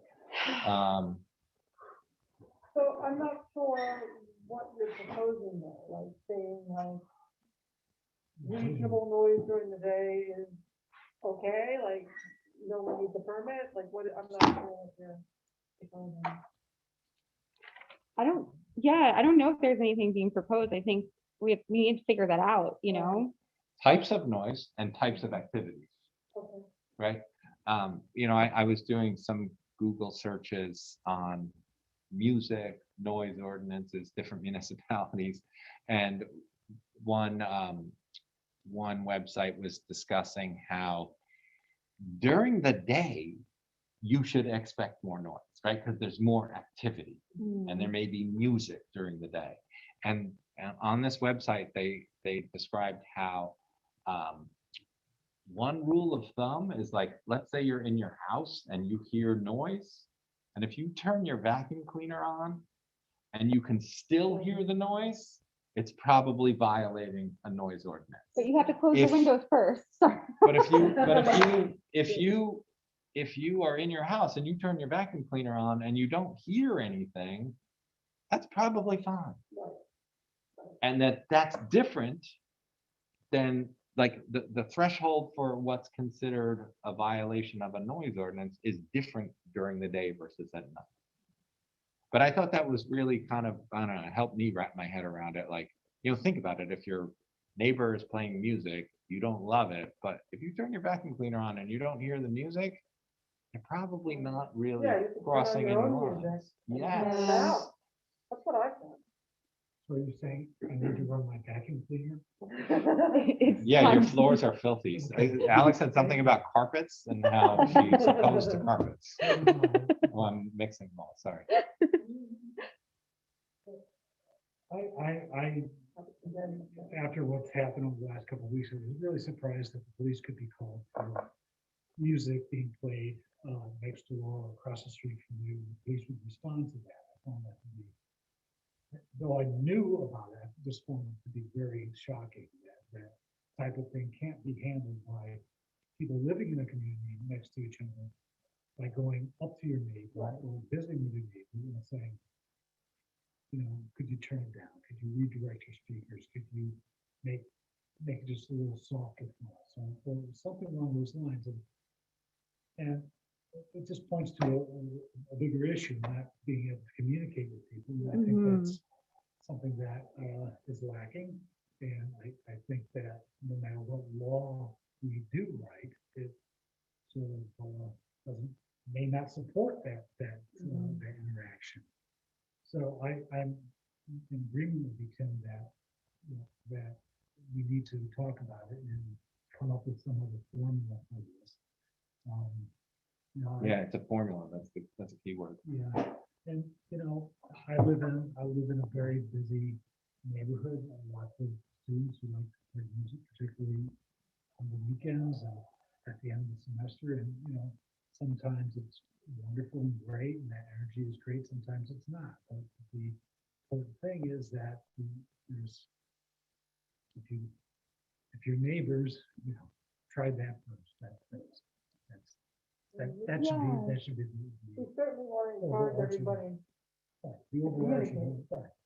So the law as it currently stands needs so much more revision than just this, because I think like what has happened is like the processes that were laid out in the most recent update to the law. That's like the police and call a landlord, like house of noise, which sounds kind of like a drag troupe. If I had one, it would be house of noise, right? So, but like, I think that is, like, I also read and reread it and couldn't find any ban on Grateful Dead in particular, but also kept finding reasonable.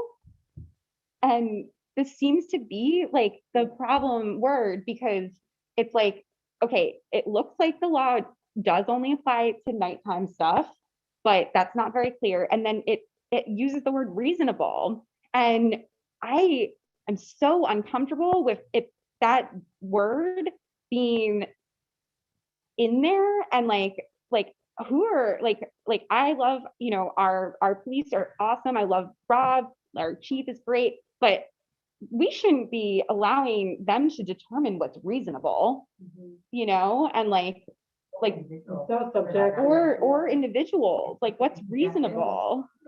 So that I think is a big problem with it, because Well, how do you measure noise otherwise?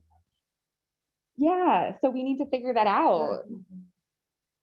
The vacuum cleaner test? But what if, I don't know, it feels like something that everybody can relate.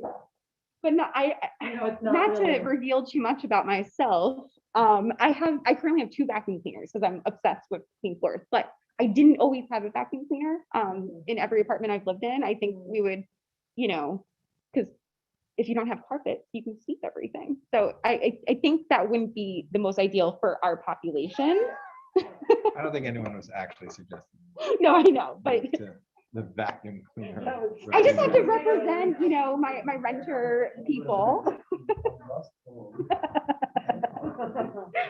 But like, the reasonable bit really just stinks, you know, and the process that is laid out in there has been weaponized in this weird way the past few weeks. Well, in I think that particular. the line that's trickiest within our noise ordinance as it's currently written is the one about noise that can be heard 50 feet away from a property line. So that's, I mean, we could walk down Main Street and find like 20 examples straight away. That's not really, it doesn't, it seems a little too rigid. And unenforceable. Like I'm a huge proponent of setting up our building department and police officers with laws, you know, to your point, that are enforceable and not setting them up for things that are hard to put one's finger on, like the word reasonable. Wasn't there at one point something like 3 different households would have to make a complaint before the police would respond? Was that something in the Paul's past? I know in some communities that's sort of like their one of their formulas. 3 different homes, residents, or individuals, you know, make a complaint, then whatever authority would respond to it, whether it be a building code person, code enforcement person, or police. I mean, I don't disagree with you that reasonable is a difficult shade of gray. I don't necessarily know that we're going to come up with something better.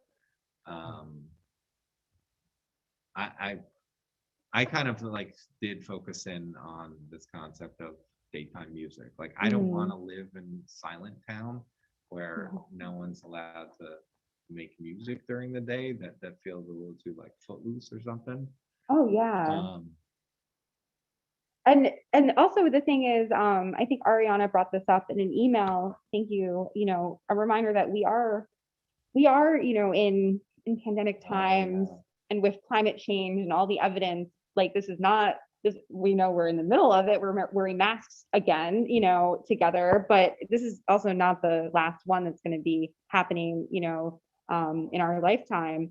We want to encourage people to practice their arts outside and gather and enjoy tunes outside in the daytime. You know, we really do. That is such a sticking point, definitely.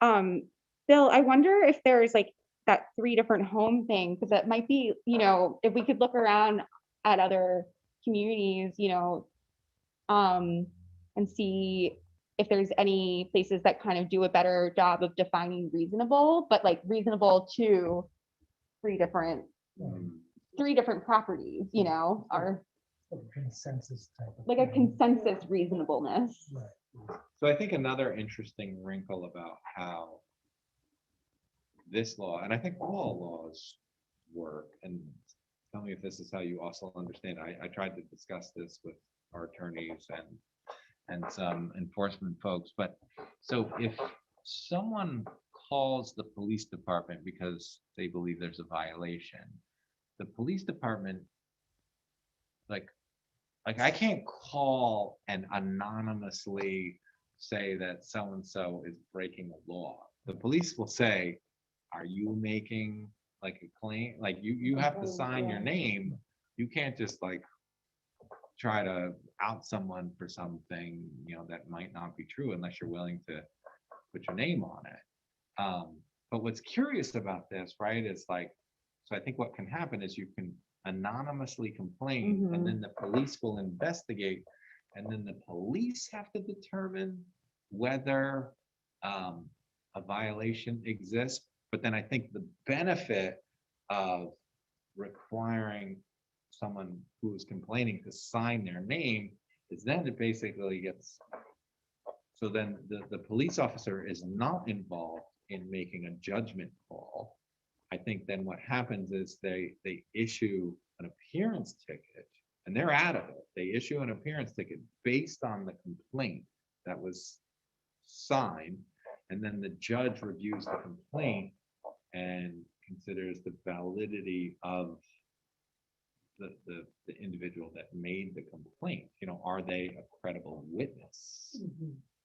Yeah, that actually also, thank you for covering that, because that, you know, the cops were called on me on my birthday when I was alone, like listening to dubstep in my kitchen on like on this computer, which doesn't even like turn up at all. So that was weird. And when they came, I was like really stuck on this. I'm like, who called? Because I wanted to like apologize. Right. And they were like, we're not allowed to tell you, you know, and I'm like, you want some cake? You know, they're like, we're not allowed to eat cake also. I'm like, okay. But like, we're not allowed to tell you. And We never wrote that law. yeah. What? Oh yeah, no, cake is allowed. But like that whole part also really was awful. And like, it created like back to like, you know, 10 housing issues. It created like unnecessary drama in my building. Because I, you know, I was able to make all sorts of assumptions and just with like, why are you all calling the cops on me instead of talking to me, you know, and I still don't even know if it was one of the folks in my house or a next door neighbor, never got to talk to the person. It seems very strange to me because we deal with this with the building department. Like someone can bring something to the building department's attention, and then the building department can go there and be like, well, maybe it's a violation. But if it's a violation, then sure, the building department will assign their name to it being a violation.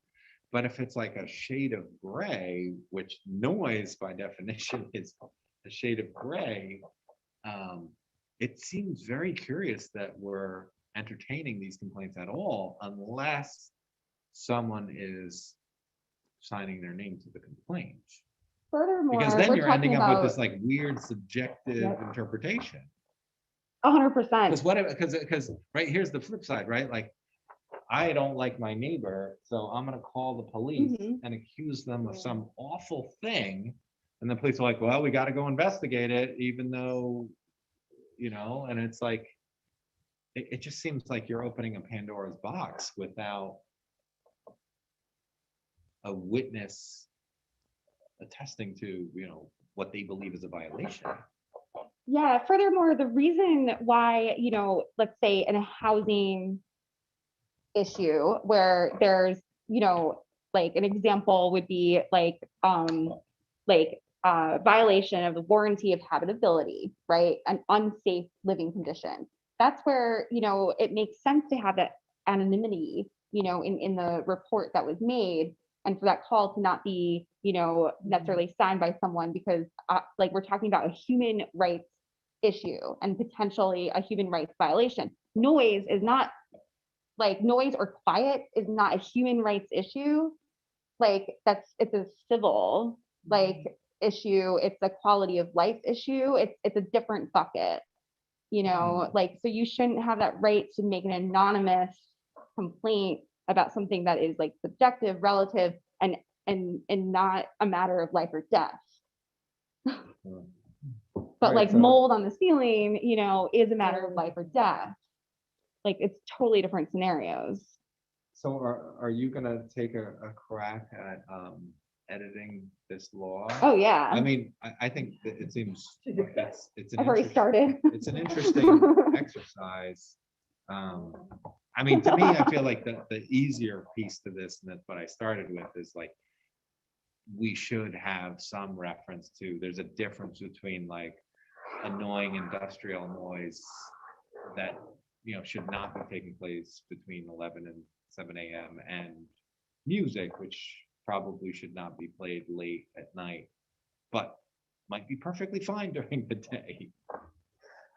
Unless we want to, you know, shut this down and not allow any activities whatsoever.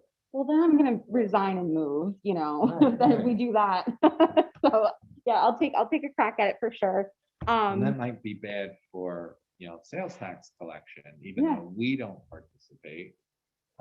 There are others who are interested in activities that might generate sales tax, which might be related to listening to music. also gotta just say the college, during this pandemic, living right on the corner here was so awesome when I got to work from home and I got to hear all the music classes outside, and I've been thinking a lot about that because, I could hear them not only in my apartment right across from where they were practicing, but when I would go on my walks, like on lunch, like in the neighborhood. And it was awesome. I was like, oh my God, I don't ever want to work in an office again. I love it, and like I want to make sure, these awesome music classes can continue to practice in the daytime outside safely. But what's interesting, right, but I think what's interesting about that is, right, it might be enjoyable to hear an accomplished musician practice outside. It might be difficult to hear a beginner practice outside. Right. Or like when I take my flute out and like practice, oh, it's Yeah. probably terrible. I don't want to hear any flutes. Cool, so we'll All right. circle back. Okay. So this is interesting. Like, this was several years ago. We lobbied folks in New York State to allow our community to contribute more to the Volunteer Firefighter Service Award Program, because it was originally capped at $700 per state law. And November of 2019, the governor changed the law, so now it can be up to $1,200. But this requires our local voters to greenlight this. I did not realize that we could not do this unilaterally as a board, like just during regular budget season, but we actually have to have voters via referendum. And so we have draft language that will go on the November ballot. So that's super interesting too. This will be the first time that we'll actually have something to vote on as a village during the general elections. So that will take place this November. So we can get that started. Hope if the referendum is supported, it would start Jan 1, 2022. So you didn't include that in your article when you were covering why we changed the election timing. So if it's voted on and approved in November, does that impact the award for this year? I think the award for this year stays capped at 700 for qualifying members, and then we could do up to 1,200 2022. Yeah. Because we need the voters to say that they want to support the qualifying volunteer firefighters.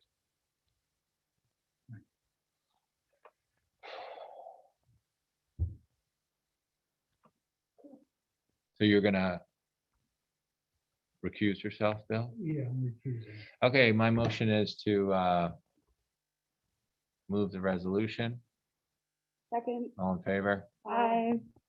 And then we have the draft language here. Want me to read it real quick?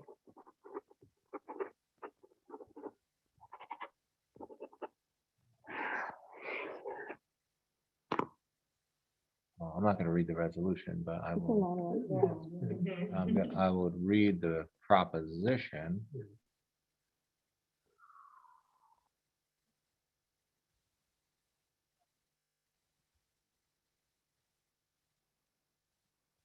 Oh, this is not it either.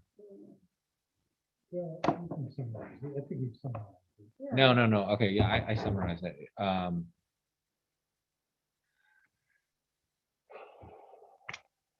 Well, I summarized it fine. I'm just gonna stick with that.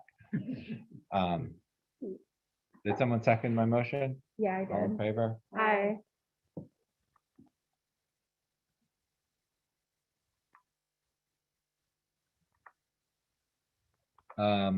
Next item, we have a memo from our Public Works Department. So we want to replace the Bobcat skid steer we have, and we discussed this as a board several months ago before this new budget. And several months ago, we got a quote for the skid steer to be, the existing skid steer to be purchased from the outfit that would be selling us the new one. It actually went up a few dollars, but the net cost to the village after the the selling of the used skid steer would be $42,000 approximately. By motion that we go ahead and purchase the new skid steer and sell the used one. All in favor? Aye. So Sally Rhodes placard, we recently planted a memorial tree to commemorate Sally Rhodes' service in our community. And we had discussed, the family was interested in a placard.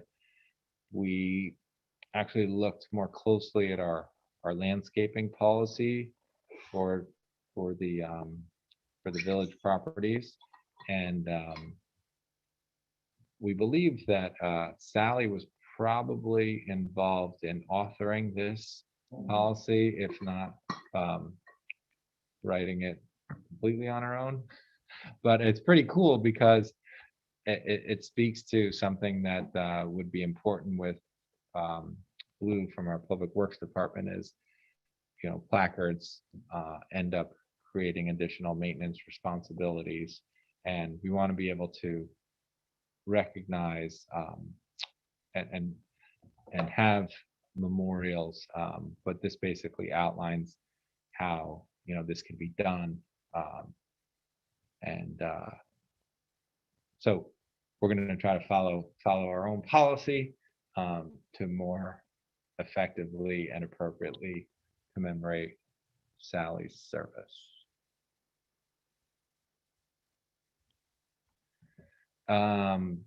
Next item. So, Bill, you wanted to brainstorm about what we could do differently in terms of parking on Prospect Street?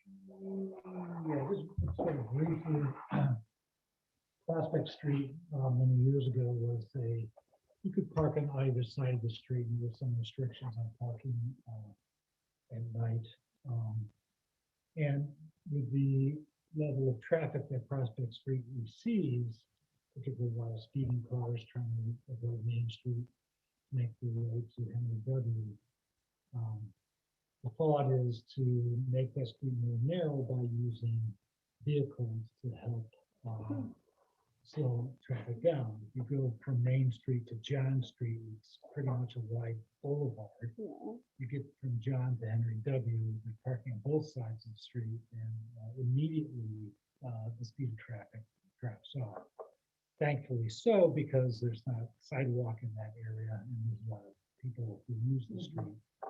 Though there is sidewalks on both sides of Prospect between Main and John, oftentimes people are walking in the street in large groups, coming down from their housing, going out from town, or during periods when snow is flying on the ground, you can't use the sidewalks because that is clear distance to walk the road. That does not necessarily slow drivers down, particularly in that stretch. And there's always been a lot of children that live in that neighborhood, in that stretch. There's more younger kids who have moved in recently. And the thought is, or at least my thought is, I've talked to a few people on Prospect Street about it, they're in favor of lowering or somehow calming the traffic flow down somewhat. And perhaps a sort of a pilot program to accommodate more parking in the village. We open up both sides of the streets with the restriction of moving your car on alternate days during the night. So it would open up one side of the street. It's wide enough if you park, because of the reduction, there's not a buffer between sidewalk and street on the west side of the street. The narrowing the street wouldn't impede necessarily. You'd have to ask a fire chief to look into it, but necessarily impede on fire traffic, fire apparatus traffic on the road. So that's the idea. just an effort, increase some parking spaces. Perhaps even put a couple of parking meters down towards the bus station. We talked about that a little bit at one point. So just looking for your thoughts and input. I love it. Yeah. So, before someone says, but what about the potholes? So the potholes on Prospect will be repaired. We've been timing this for some time with the water and sewer project that will be taking place. So that street should be repaired all the way from Main to Henry W. It's not going to happen imminently, but our engineers are working closely with the grantor of the environmental facilities Corp award that we received for the water mains. What about the idea of, you mentioned parking. What about putting not meters, but a pay station that would also give people flexibility to park for a longer amount of time, since they're using the bus?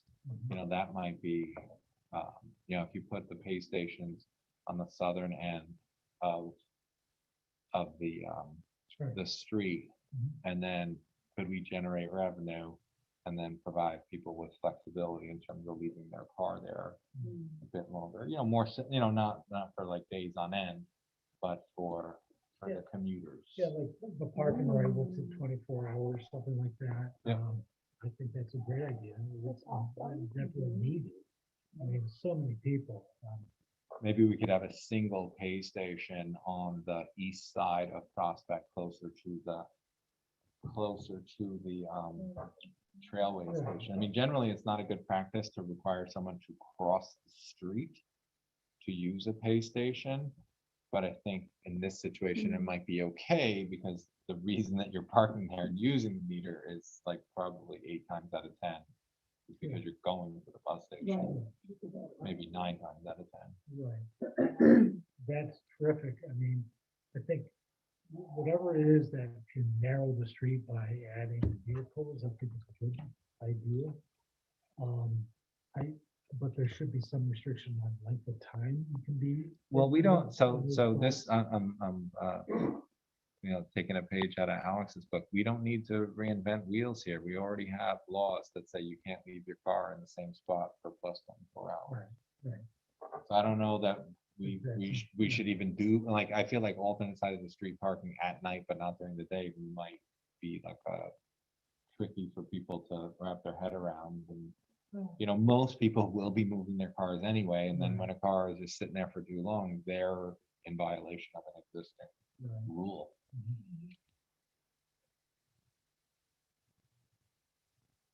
This is great. Well, Cars do go so fast in that section too. Like, and I always hate when I make the mistake of like taking that route when I would go visit my friend all the way at the end at 81. I'd always like, oh no, I meant to walk a different way. Yeah,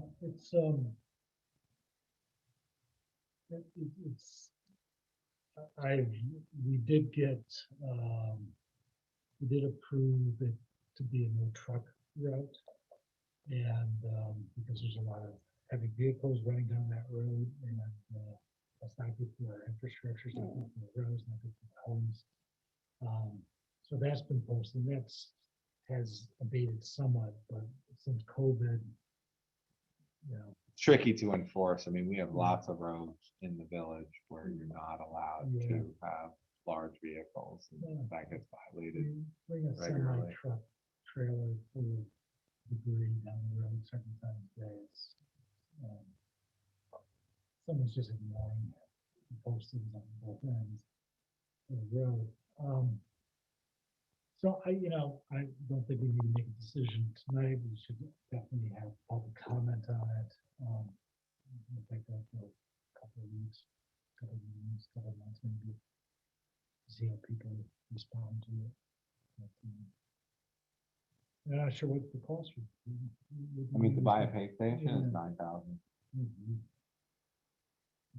But if we sold like a 24-hour pass for something, and then the rest of it is just $1 an hour parking, that might be, the return on investment might be okay. That's pricey to me. I never imagined $9,000 for one space station. Yeah, we're getting a new pay station down at the post office lot. That's how much it costs. But we were able to negotiate with the landlord, Chemtech paying for 1/3 of that pay station. We'd have to talk to the owners of both those properties on either side. But you put the trail aside, just that little grassy area. There's an area. We could use the parking meter app too, so it's not like people are standing there waiting for the thing. It can be pretty seamless once you use it regularly. Nice. You know, we can start, we should probably look into that, using the parking meter app for the pay station at Platic too. Well, I do know that the businesses on Main Street, that area, is welcome there for parking, because oftentimes when you're parking on the hill, we're going to the municipal line, there's a few more spots going on Prospect Street. That would help them out. But I do think there should be something coming back to the village, be it parking, some sort of parking fee, some regulation. The high cost of free parking, I think there's a book written by Mr. Shoup, not the facilities director at SUNY. Thank you for this idea. You know what we can do too, is I think we can write the draft law Oh, and then have a public hearing to see whether people like or don't like the idea. I mean, anytime you use the P word, we get people out, you know, it's like the Z word, zoning, no one says anything, but parking, we can get good participation. Nice. Okay, I motion that we move bills and claims. Second. All in favor? Aye. Planning board report from our liaison. Planning board held a scoping session last Tuesday, the 20th, at SUNY Gymnasium, with about 20 attendees. I started looking at the YouTube video, which is available on YouTube. I didn't get a chance to finish it because I had a meeting and a conflict during that same meeting time, but it's available on YouTube for all those interested in the Police Department's project. So that was the last thing to report on, and the public hearings will begin, I think, next meeting. Good stuff. Any other applicants coming up soon? Well, North Chestnut's still being considered. Which project? Uh, Roddy's? Roddy, sorry. Okay, Roddy started a project at North Right. Chestnut, yeah. Off the top of my head, I'm sorry, there's a couple of minor. I do know that the former Murphy's got the building permit, so I noticed that they're doing some construction there. so- Yeah, I met the owner at the Tavern Owners Association meeting with the police department. He seemed like an interesting guy. Yeah, sorry, no, Okay. most of them. What about Lalo Group's pit project? Any no new information? Nothing new in the last Okay. month or two. Huh. We're kind of quiet. Okay. What's your you said you had a short ZBA, just give us an update of who's doing what. Currently, there's 3 active applicants. One is on Huguenot Street. It's a subdivision that should be done sometime in August. Another is a height. Any idea where that is? Subdivision on Huguenot Street. That's all I've got. Huh. Another is a height variance for Roddy, 85 North Chestnut. And then there's an area variance for 5 Platicille Avenue because of, they want to serve alcohol. And so you have to figure in the distance between schools and the beach. Oh, right, that's for the property that was the smoke shop that's owned by the owner of McGillicuddy's. They want to build like a restaurant cafe there. Got it, okay. And before it was a smoke shop, it was a laundromat. Mhm. Oh, and yeah, I know that the height variance for Roddy Serta's project was only a few inches. Yeah. Which doesn't seem like a super heavy lift. It was really more like the shape of the roof. I'm very curious about that Huguenot Street subdivision. I'm pretty sure it's a property that is owned by like, it was like siblings and. Oh, I know. Yeah. I know, it. Right. So, right, it's actually, I think, a Hasbrook family property. It was like, when I was a kid, we used to play Little League in that backyard. And I think there's like a couple of houses on the property and they're Mhm. just like formalizing. Exactly. Yeah. So that seems like a pretty straightforward Yeah. project. That's not one, yeah, it's not like somebody There's building, shady no, there's no, Yeah. there's no building permit subsequent to this approval. It's just to formalize ownership. Yeah, Yeah, it's 191, 192. Yep. got it. Okay. That's Mhm. housekeeping. Okay, nothing else, then we don't have anything to go into exec for. I motion to adjourn. Second.